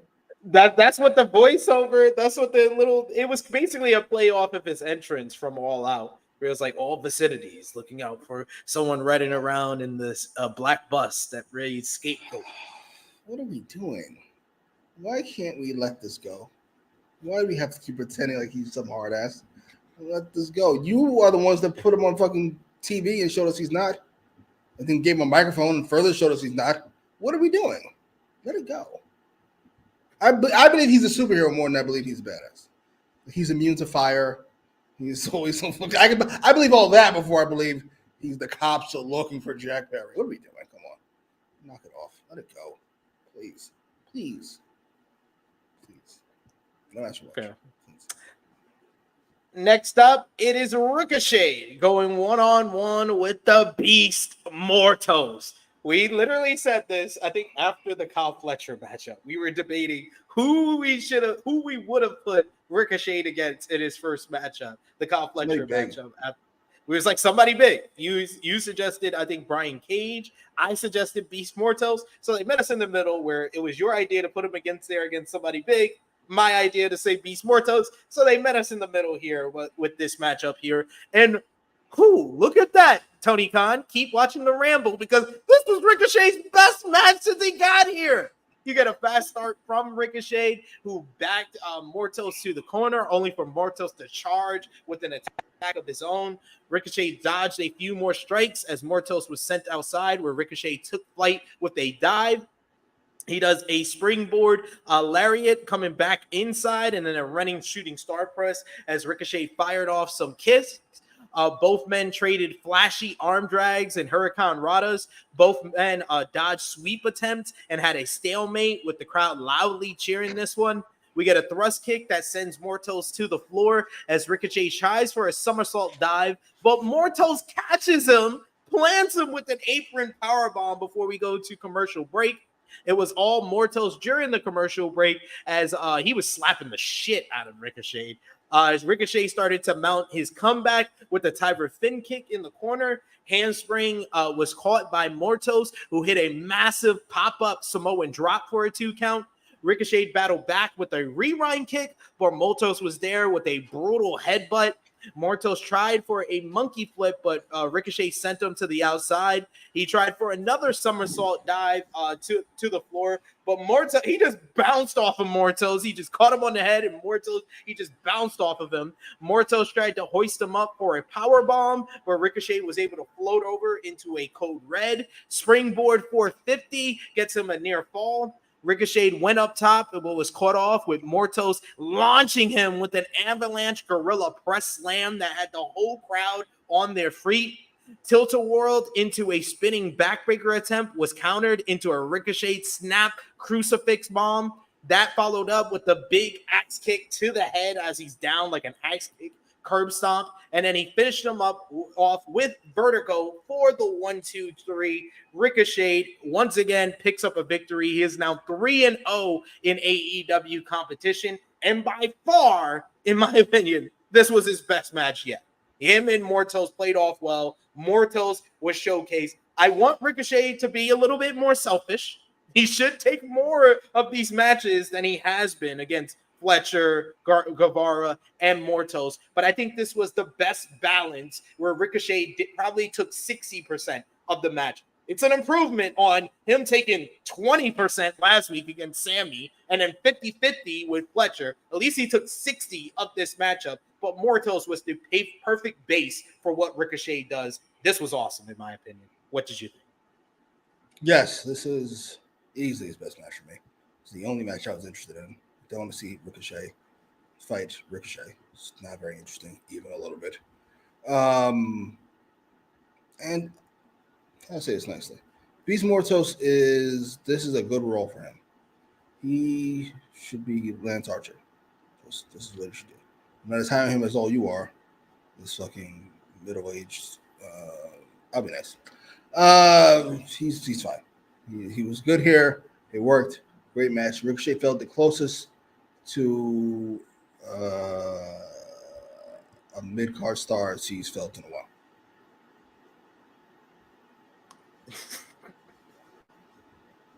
A mid-card star. That felt like a backhanded compliment. I don't know what to call it. Nobody's going to confuse him with fucking MJF or Ospreay, but especially not with what comes later. But it was fire. It was fine. He's an attraction. That's a good way to put it. The first time he's felt like an attraction in a long while. We do got a super chat donation here from Delayed Grats. Thank you so much for the support. We appreciate that, good brother. So that's why we Listen up, you prick. Oh, come on, Shivani. What are you doing? Nobody? Okay. Delayed Grats says, easily the best Ricochet match thus far versus Beast. We can't get Hechicero Mortos. A great promo later. Big what? Oh my God. All right. We get rid of one word. We're good here. This is a perfect take. And then cuts a promo later. Big pickup for AEW. Yes. But perfect. A great promo. Absolutely. I was confused with him and Moxley for a second. Is that Moxley? Oh no, it's Ricochet. Oh, I was confused. Is that The Rock? No, it's Ricochet. Oh, okay. I was confused for a second. Speaking of which, Renee Paquette is backstage with Ricochet as they are immediately interrupted by AEW International Champion Will Ospreay, who walks in saying that there's always heat between them, but he apologizes for what he said at All Out. Ricochet accepts, but says he's doing what Ospreay said he was going to do. He's getting his wins up. Everyone is coming after Ricochet more than they're actually worried about him, the international champion. They're more worried about Ricochet than Ospreay right now, which isn't the case for Ricochet, who said he talked to Tony Khan and he got his matchup October 2nd, the 5-year anniversary of Dynamite. He gets his international title match against Ospreay, who might be on another level, but Ricochet is out of this world. Ricochet says that he'll see him real soon, little bro.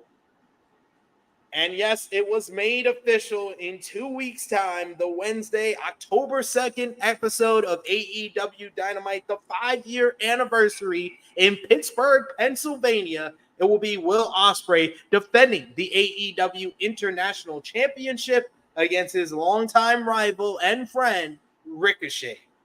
This is AEW 101. We're going to put the big match on TV probably before it becomes a pay-per-view match. Oh my God. Please no. I didn't realize Ricochet was that tall. How tall is Ospreay? Maybe I'm overestimating how tall Ospreay is. How tall is Ospreay? 5'11"? I want to say, yeah. The same height. 6 feet, yeah. Jesus. The gap in this company compared to Ricochet is a small guy in WWE. The same height as Will Ospreay. Shit is weird. It definitely threw me off. Huh? Oh, by the way, check you out. I didn't realize this. They were calling this is a bit of a sidetrack. They were calling Melo 5'10" for the longest. And you got on here and said he's not 5'10". You said you saw him in person. And then this week, They called him 5'8". Yeah. Triple H watches the Ramble. I told you. He was like, damn, he caught me. We're gonna have to drop you 2 inches. Yeah, this was fine. I suppose. I love how Ospreay apologized for whatever he said. Ospreay gets himself into a lot of shit. He talks a lot of fucking nut. Takeshita don't fuck with him. Ricochet don't fuck with him. Perhaps you stop speaking altogether, sir. You talk too much shit, homie. Yeah, this was what he actually talked about. I haven't the faintest idea. They're coming for me. They Beast Mortos, Sammy Guevara. What are you talking about, sir? Knock it all the way off. This is fine. I look forward to the match. Well, the last 20 minutes, the first 2 minutes are gonna stink. It's gonna be impossible bad. That it's gonna be painful. But They gotta do the mirror spot. Please don't. I hate that so much. I hate it. It's never been done well. It's particularly done badly when they do. You know what? I've actually seen him do something that well. Ospreay, you would know better now. He's in Japan. He's got purple hair for some reason. Fuck. I didn't know who he was fighting. Like he runs at him from the entrance ramp and the guy like throws him and then he ends up in the ring. He comes back out. Hiromu Takahashi. I was like, it's clearly rehearsed, but that looked good at least. Fucking this shit with fucking him and Ricochet, it looks awful. I don't care what anybody says. You're not going to convince me it looks good. It looks heinous. But hey, I look forward to the match. As far as being on TV, I will have announced it next week. I mean, we're already talking about shit from 2 weeks from now. Don't we have a big show next week? Can we focus on that? Please? It's always I feel like next week is going to be wrestling heavy with the lineup that they've already announced. Okay. Great. You don't need I didn't need this promo. Who need the actual promo? Just give it a match. Just say you're doing the match next week. Just announce it. I don't need this match. Or this promo rather. Ricochet doing his best. Looking. I'd be nice. He was fine. He wasn't even bad. Yeah, he was good. I thought it was good. Good? Come on now. I think that's good. Yeah, I thought it was good. We're not gonna go crazy. Give all your favorites this extra bump. We're not doing this. We're not giving bumps. I'm not giving bumps. He was fine. Acceptable. Passable. Solid work. Solid. Okay. 6'1" and 5'9". Oh, somebody is fucking lying. Somebody is lying their ass Meet off. them in the middle. They're both 5'10". Yeah. I was gonna say maybe Ricochet's wearing lifts. It's possible.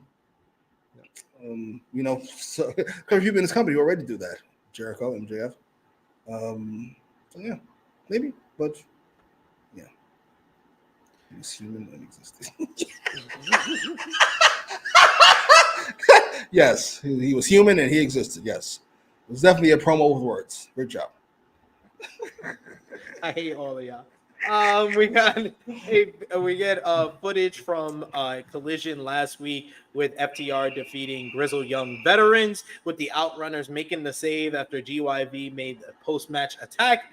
And then it is announced for Collision on Saturday, it will be FTR teaming up with the Outrunners and Hook to face Roderick Strong, the Grizzled Young Veterans, Roosh, and Beast Mortos this Saturday in the main event. All-star 10-man tag, which I know out of everything that this segment was, that's the part that pissed you off the most. That is fucking egregious. This is the worst case of it. I gave the Bucks All-Star status for this match. So 2. I'm going to give FTR All-Star status. So 2 out of 10. It is not an all-star team make. What the fuck? No to Roderick Strong. Absolutely no to Roosh. Grizzly Young Vets already lost. Bums. Mortos, no. Outrunners, no. And Hook, well, stop it. There's nothing about this that's all-star. Stop it. And FTR is as cold as they've ever been. Stop it. But they get like tenure. You got tenure. I'm gonna give you so they're passable. Y'all have enough all-stars that y'all can qualify when they say former NBA all-star. Yeah. Yes. You're not George Hibbert. You got 2 all-stars on your former all-star. I'm gonna do that. You know what I mean? Oh, 5'11"? Okay. Fair enough. Fair enough.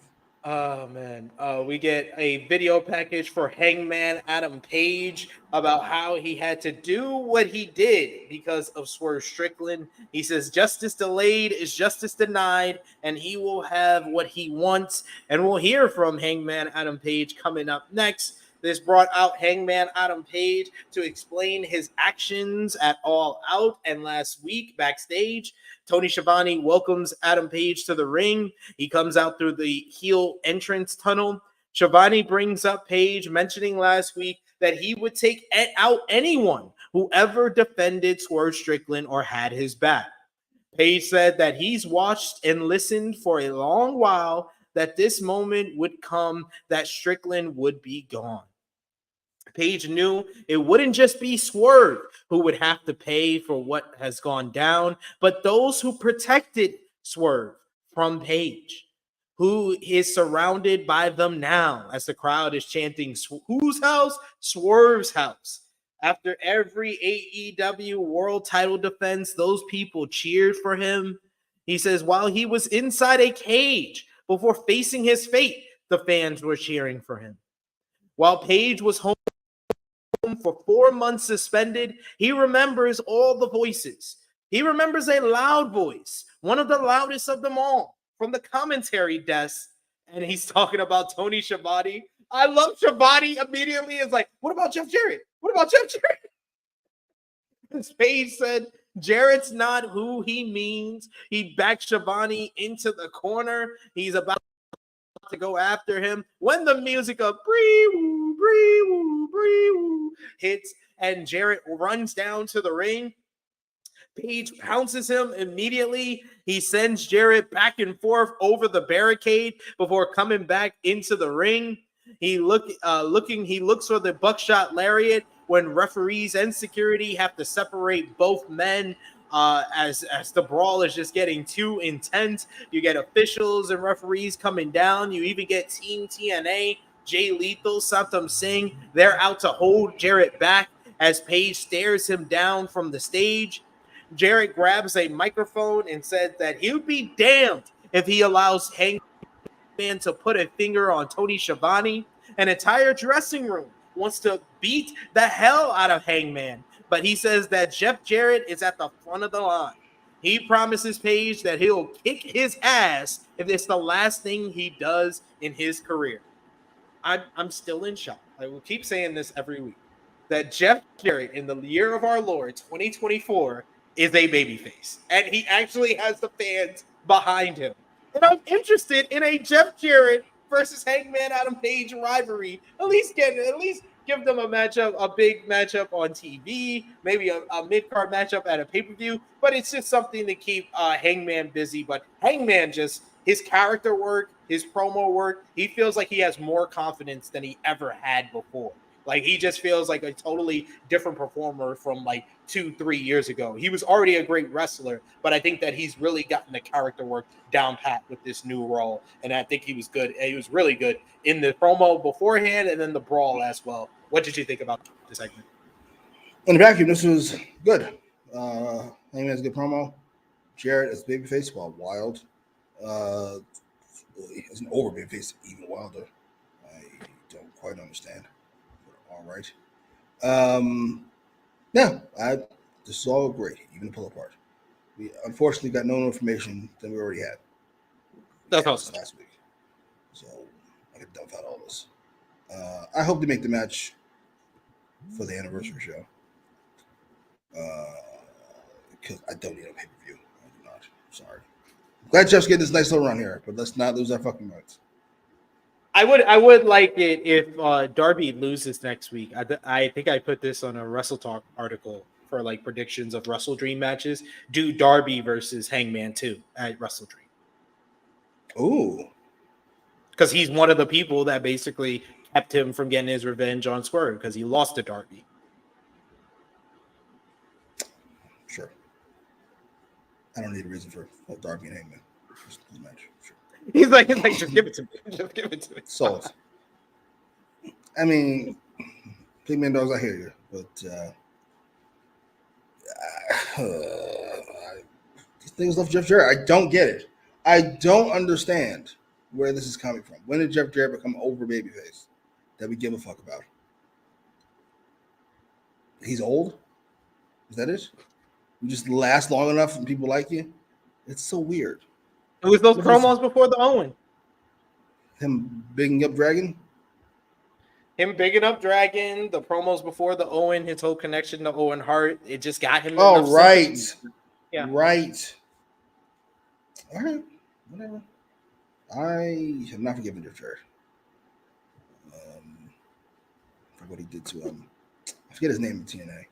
Oh, Monty Brown. Monty Brown. I was going to call Marcus Corbin. Monty Brown. Absolutely not. It's like I have a freaking 20-year-old grudge with it. Never let that shit go. He was so fantastic. Period. Oh, come on. I'm so good. I will. He was the first victim of Planet Jarrett. Oh, so gorgeous. So gorgeous. Man, they should have been Jeff Hardy should have been a TNA World Champion. They never put him over until he left the company, became a bigger star in WWE, and then they finally pushed him. So weird. None of his thinking was he's the only person he knows is not leaving. So I should always have the belt. That feels like, I'm not gonna say an excuse, but not quite solid logic. I think he put the people that he put over. I remember with him as NWA World Champion was, I think he lost the title twice to AJ, Okay. and freaking Sting. Those are the people that I remember most. Him losing the team because he should have lost to Raven. Remember when Raven was hot? Raven, 2003. When Raven comes in and he's like the hottest star in the fucking company, and they did the big buy rate on the Wednesday with Jarrett and Raven, and then Jarrett wins, and you're like, what the fuck? Oh, I miss Raven. For those of you who don't know who Raven was fucking fantastic. Like, think about Jack Perry, but like good. Like if this thing worked. Like if this Jack Perry thing was to work, he was cutting these weird ass fucking promos about nothing. Instead of going, what? You went, oh my God, that was fantastic. That's Raven.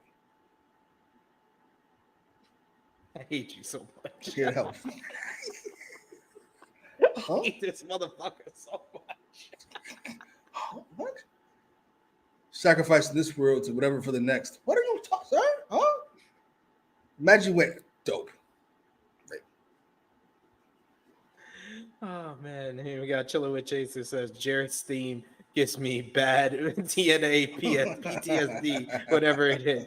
Hey, I remember the good times when I hear the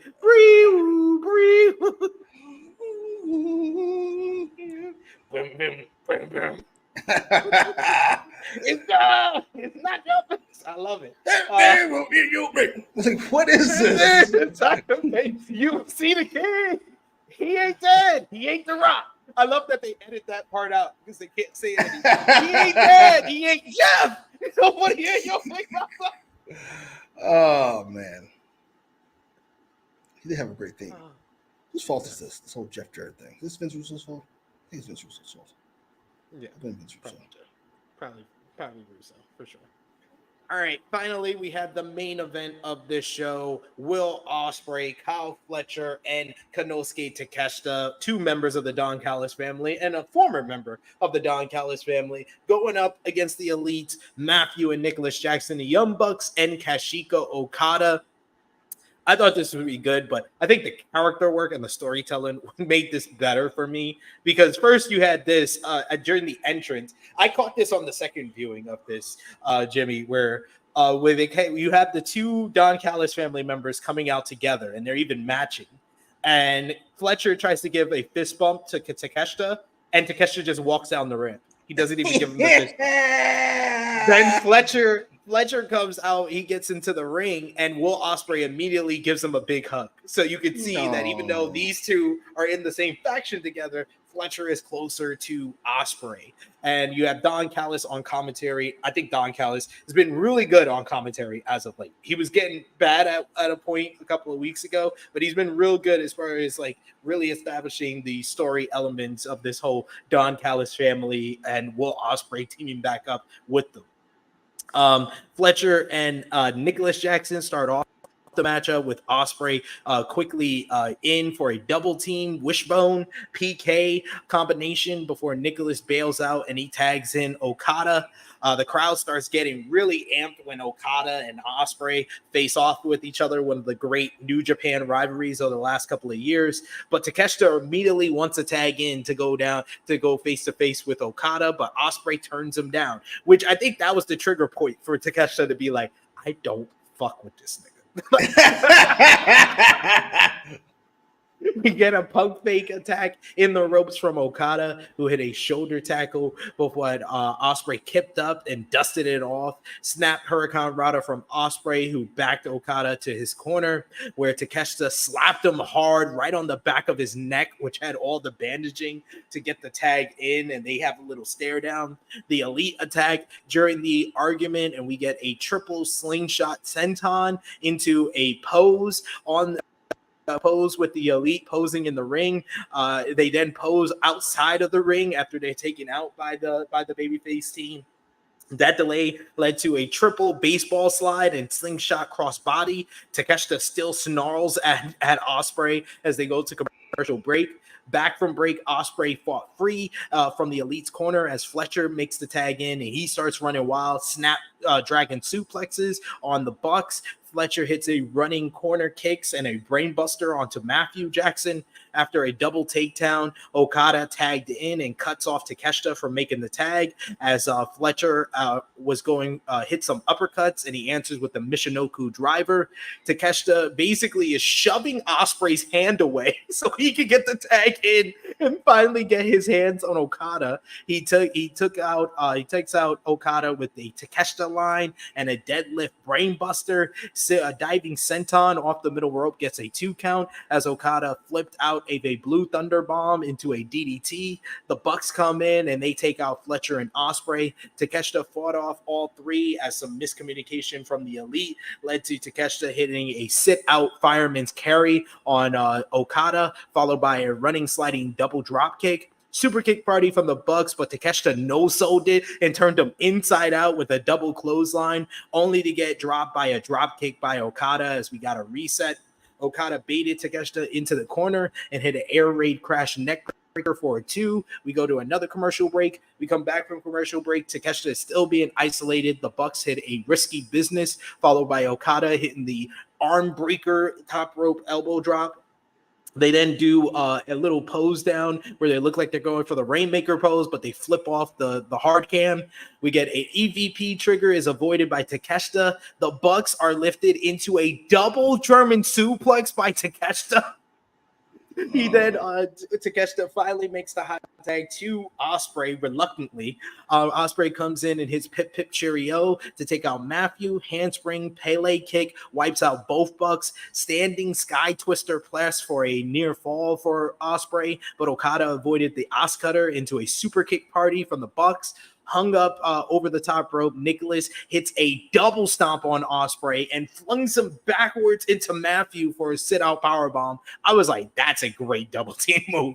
The Bucks pumped up their shoes as Ospreay tried for the wall walk kick, but they were met by the super kick party for a 2 count. EVP trigger was cut off by Fletcher, who sent Matthew in for an assisted sit-out spine buster from Ospreay for a 2. Fletcher officially gets the tag. He goes for a tombstone, but Nicholas hits a rising knee strike. Sliced bread was countered into a sit-out double team cutter. We get Okada was in with a flapjack and a drop kick to Takeshita. He goes for the Rainmaker, but Takeshita reverses it into a Blue Thunder Bomb.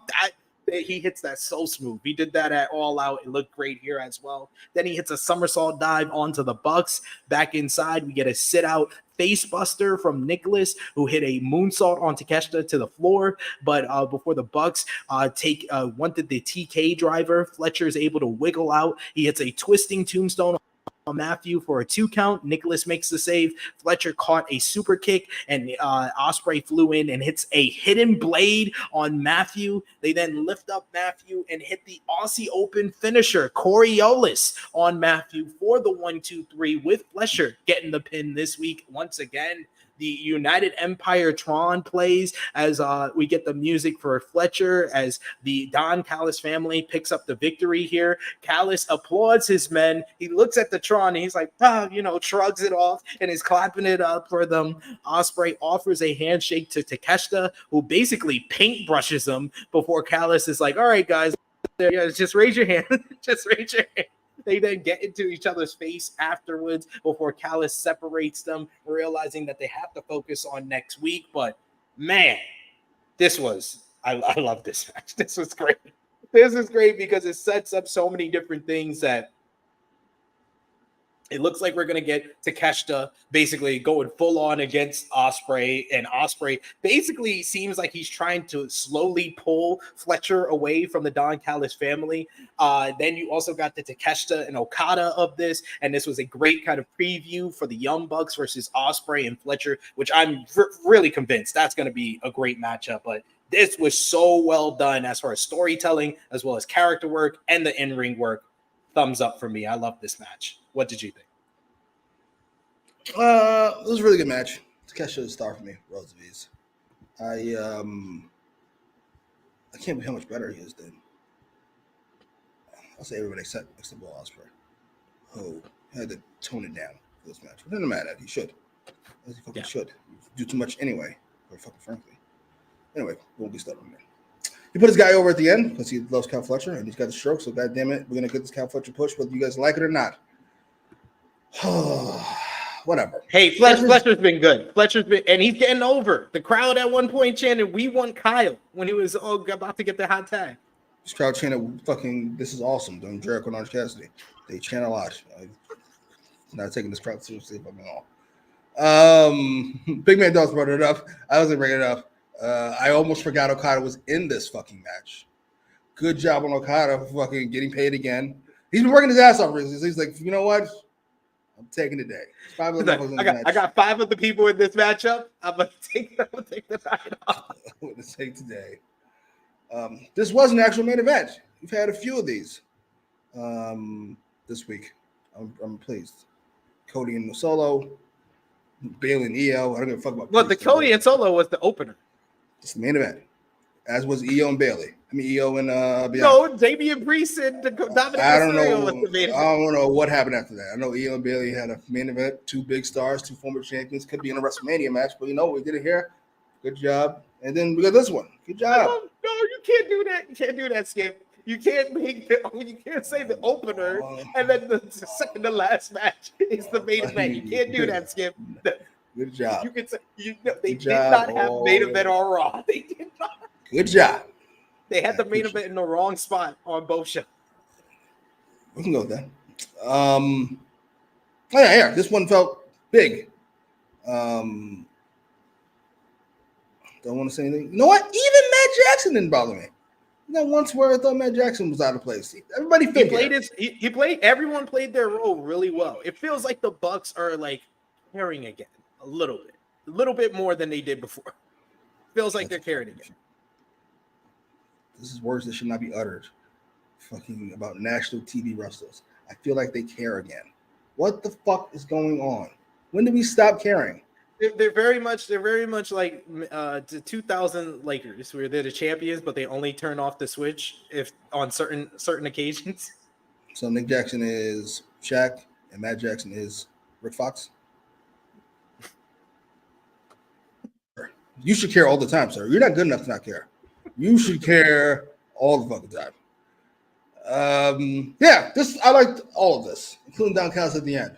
I love how transparent he is about how he feels about things. When Takeshita his face, he holds it back and does this. Yes. Why does Takeshita give a fuck about Ospreay fucking making you money?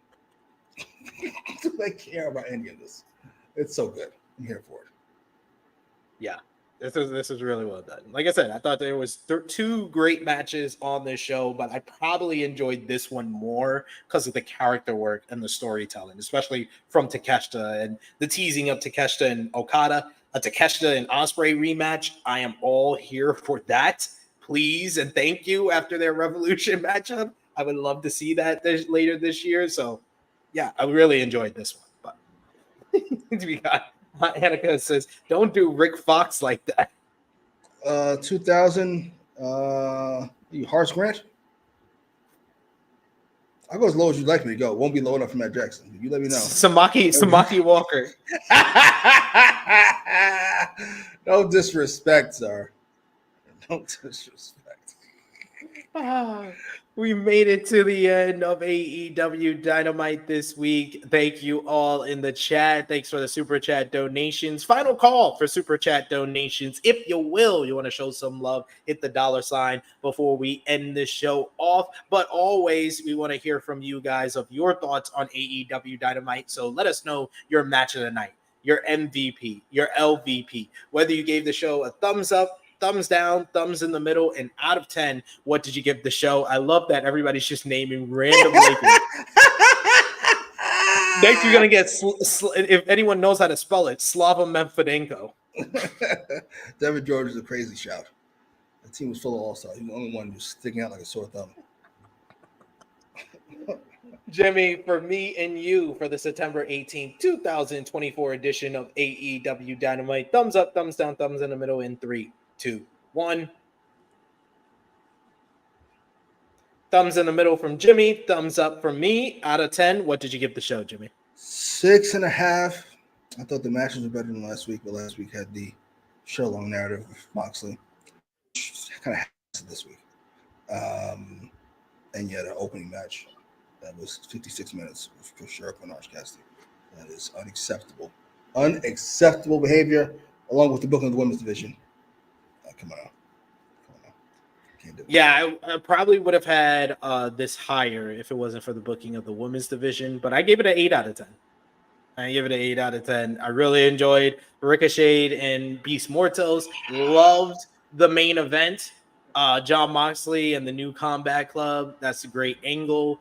The Jericho match was much better than it had any right to be, in my opinion. So other than the woman, I think that's the only kind of downside for me on this show, really. Oh, mini stroke. All right. Sure. All right. It's okay. It's okay. This is where they watch the show. So we disagree. If we disagree on the quality of this episode, that's a good thing.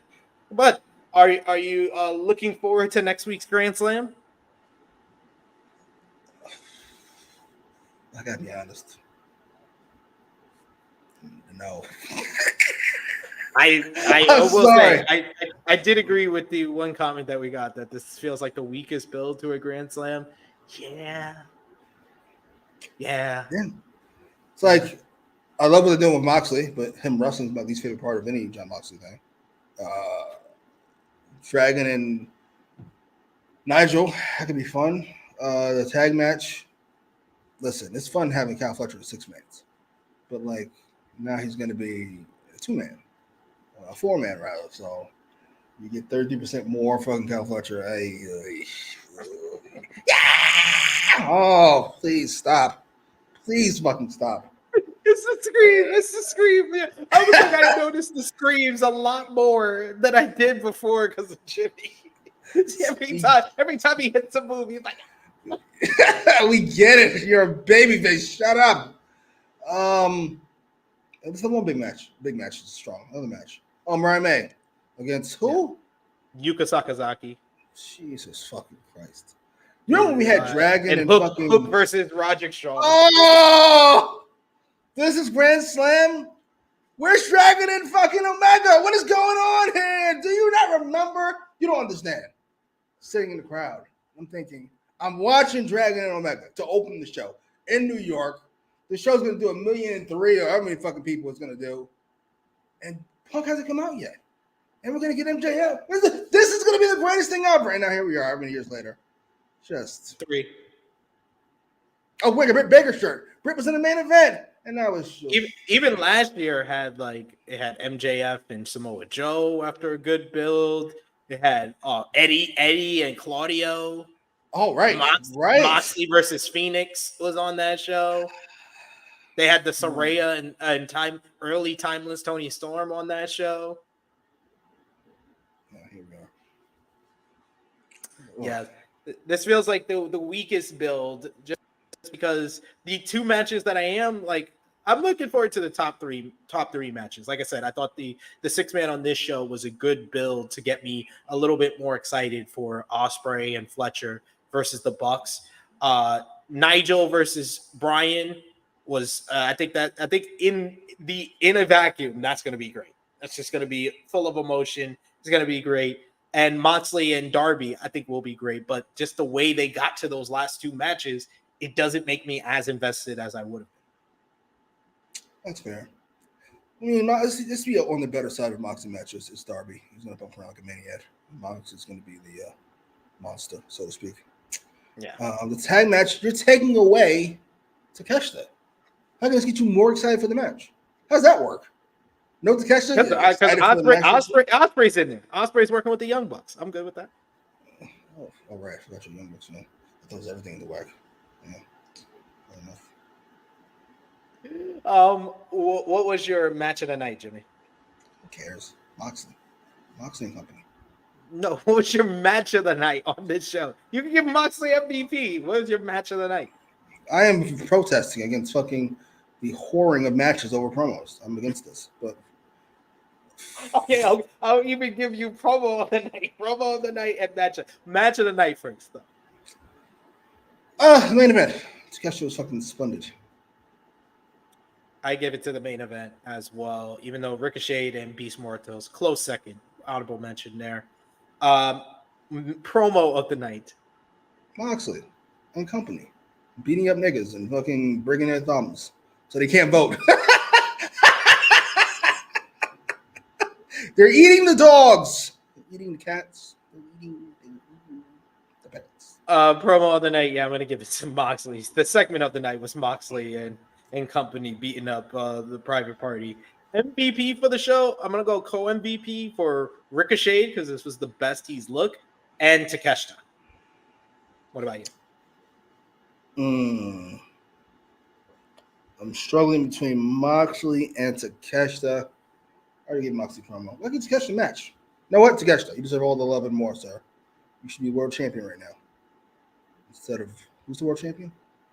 Oh, Dragon. All right, well, you can be next up. Sorry. he's like, wait, let me revise that. How do you have? Wait a minute.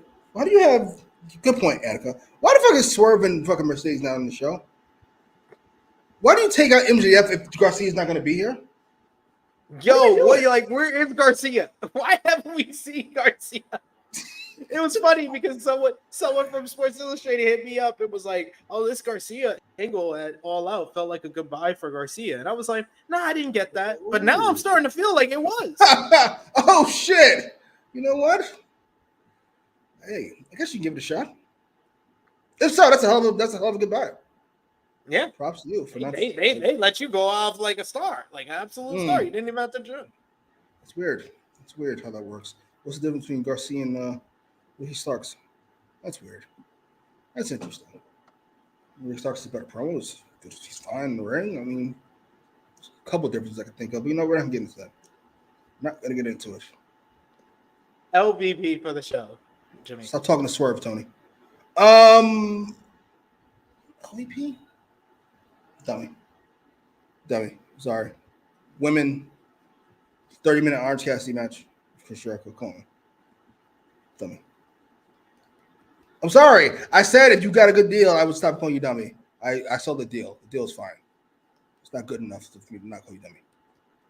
Thank God. After pay-per-view? Maybe after pay-per-view? After the pay-per-view deal? You'll say you won't call him dummy anymore? You're still working like a slave. You're still doing 6 shows for fucking double the money.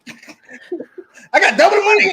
I don't think they're gonna do 6 shows. I don't think how much do you imagine if you made how many days do you work on the channel? Huh? Who, me? Yeah. Weekly, I would say How I many do shows are there? this. I do Rated Raw review, and I do True Hill Heat every week. Those 3 shows, and then I do pay-per-view previews and reviews when pay-per-views come on. If you did double the work, would you be bragging about how you got double the money? Look at that. See all this money I made? Nigga, you did it twice.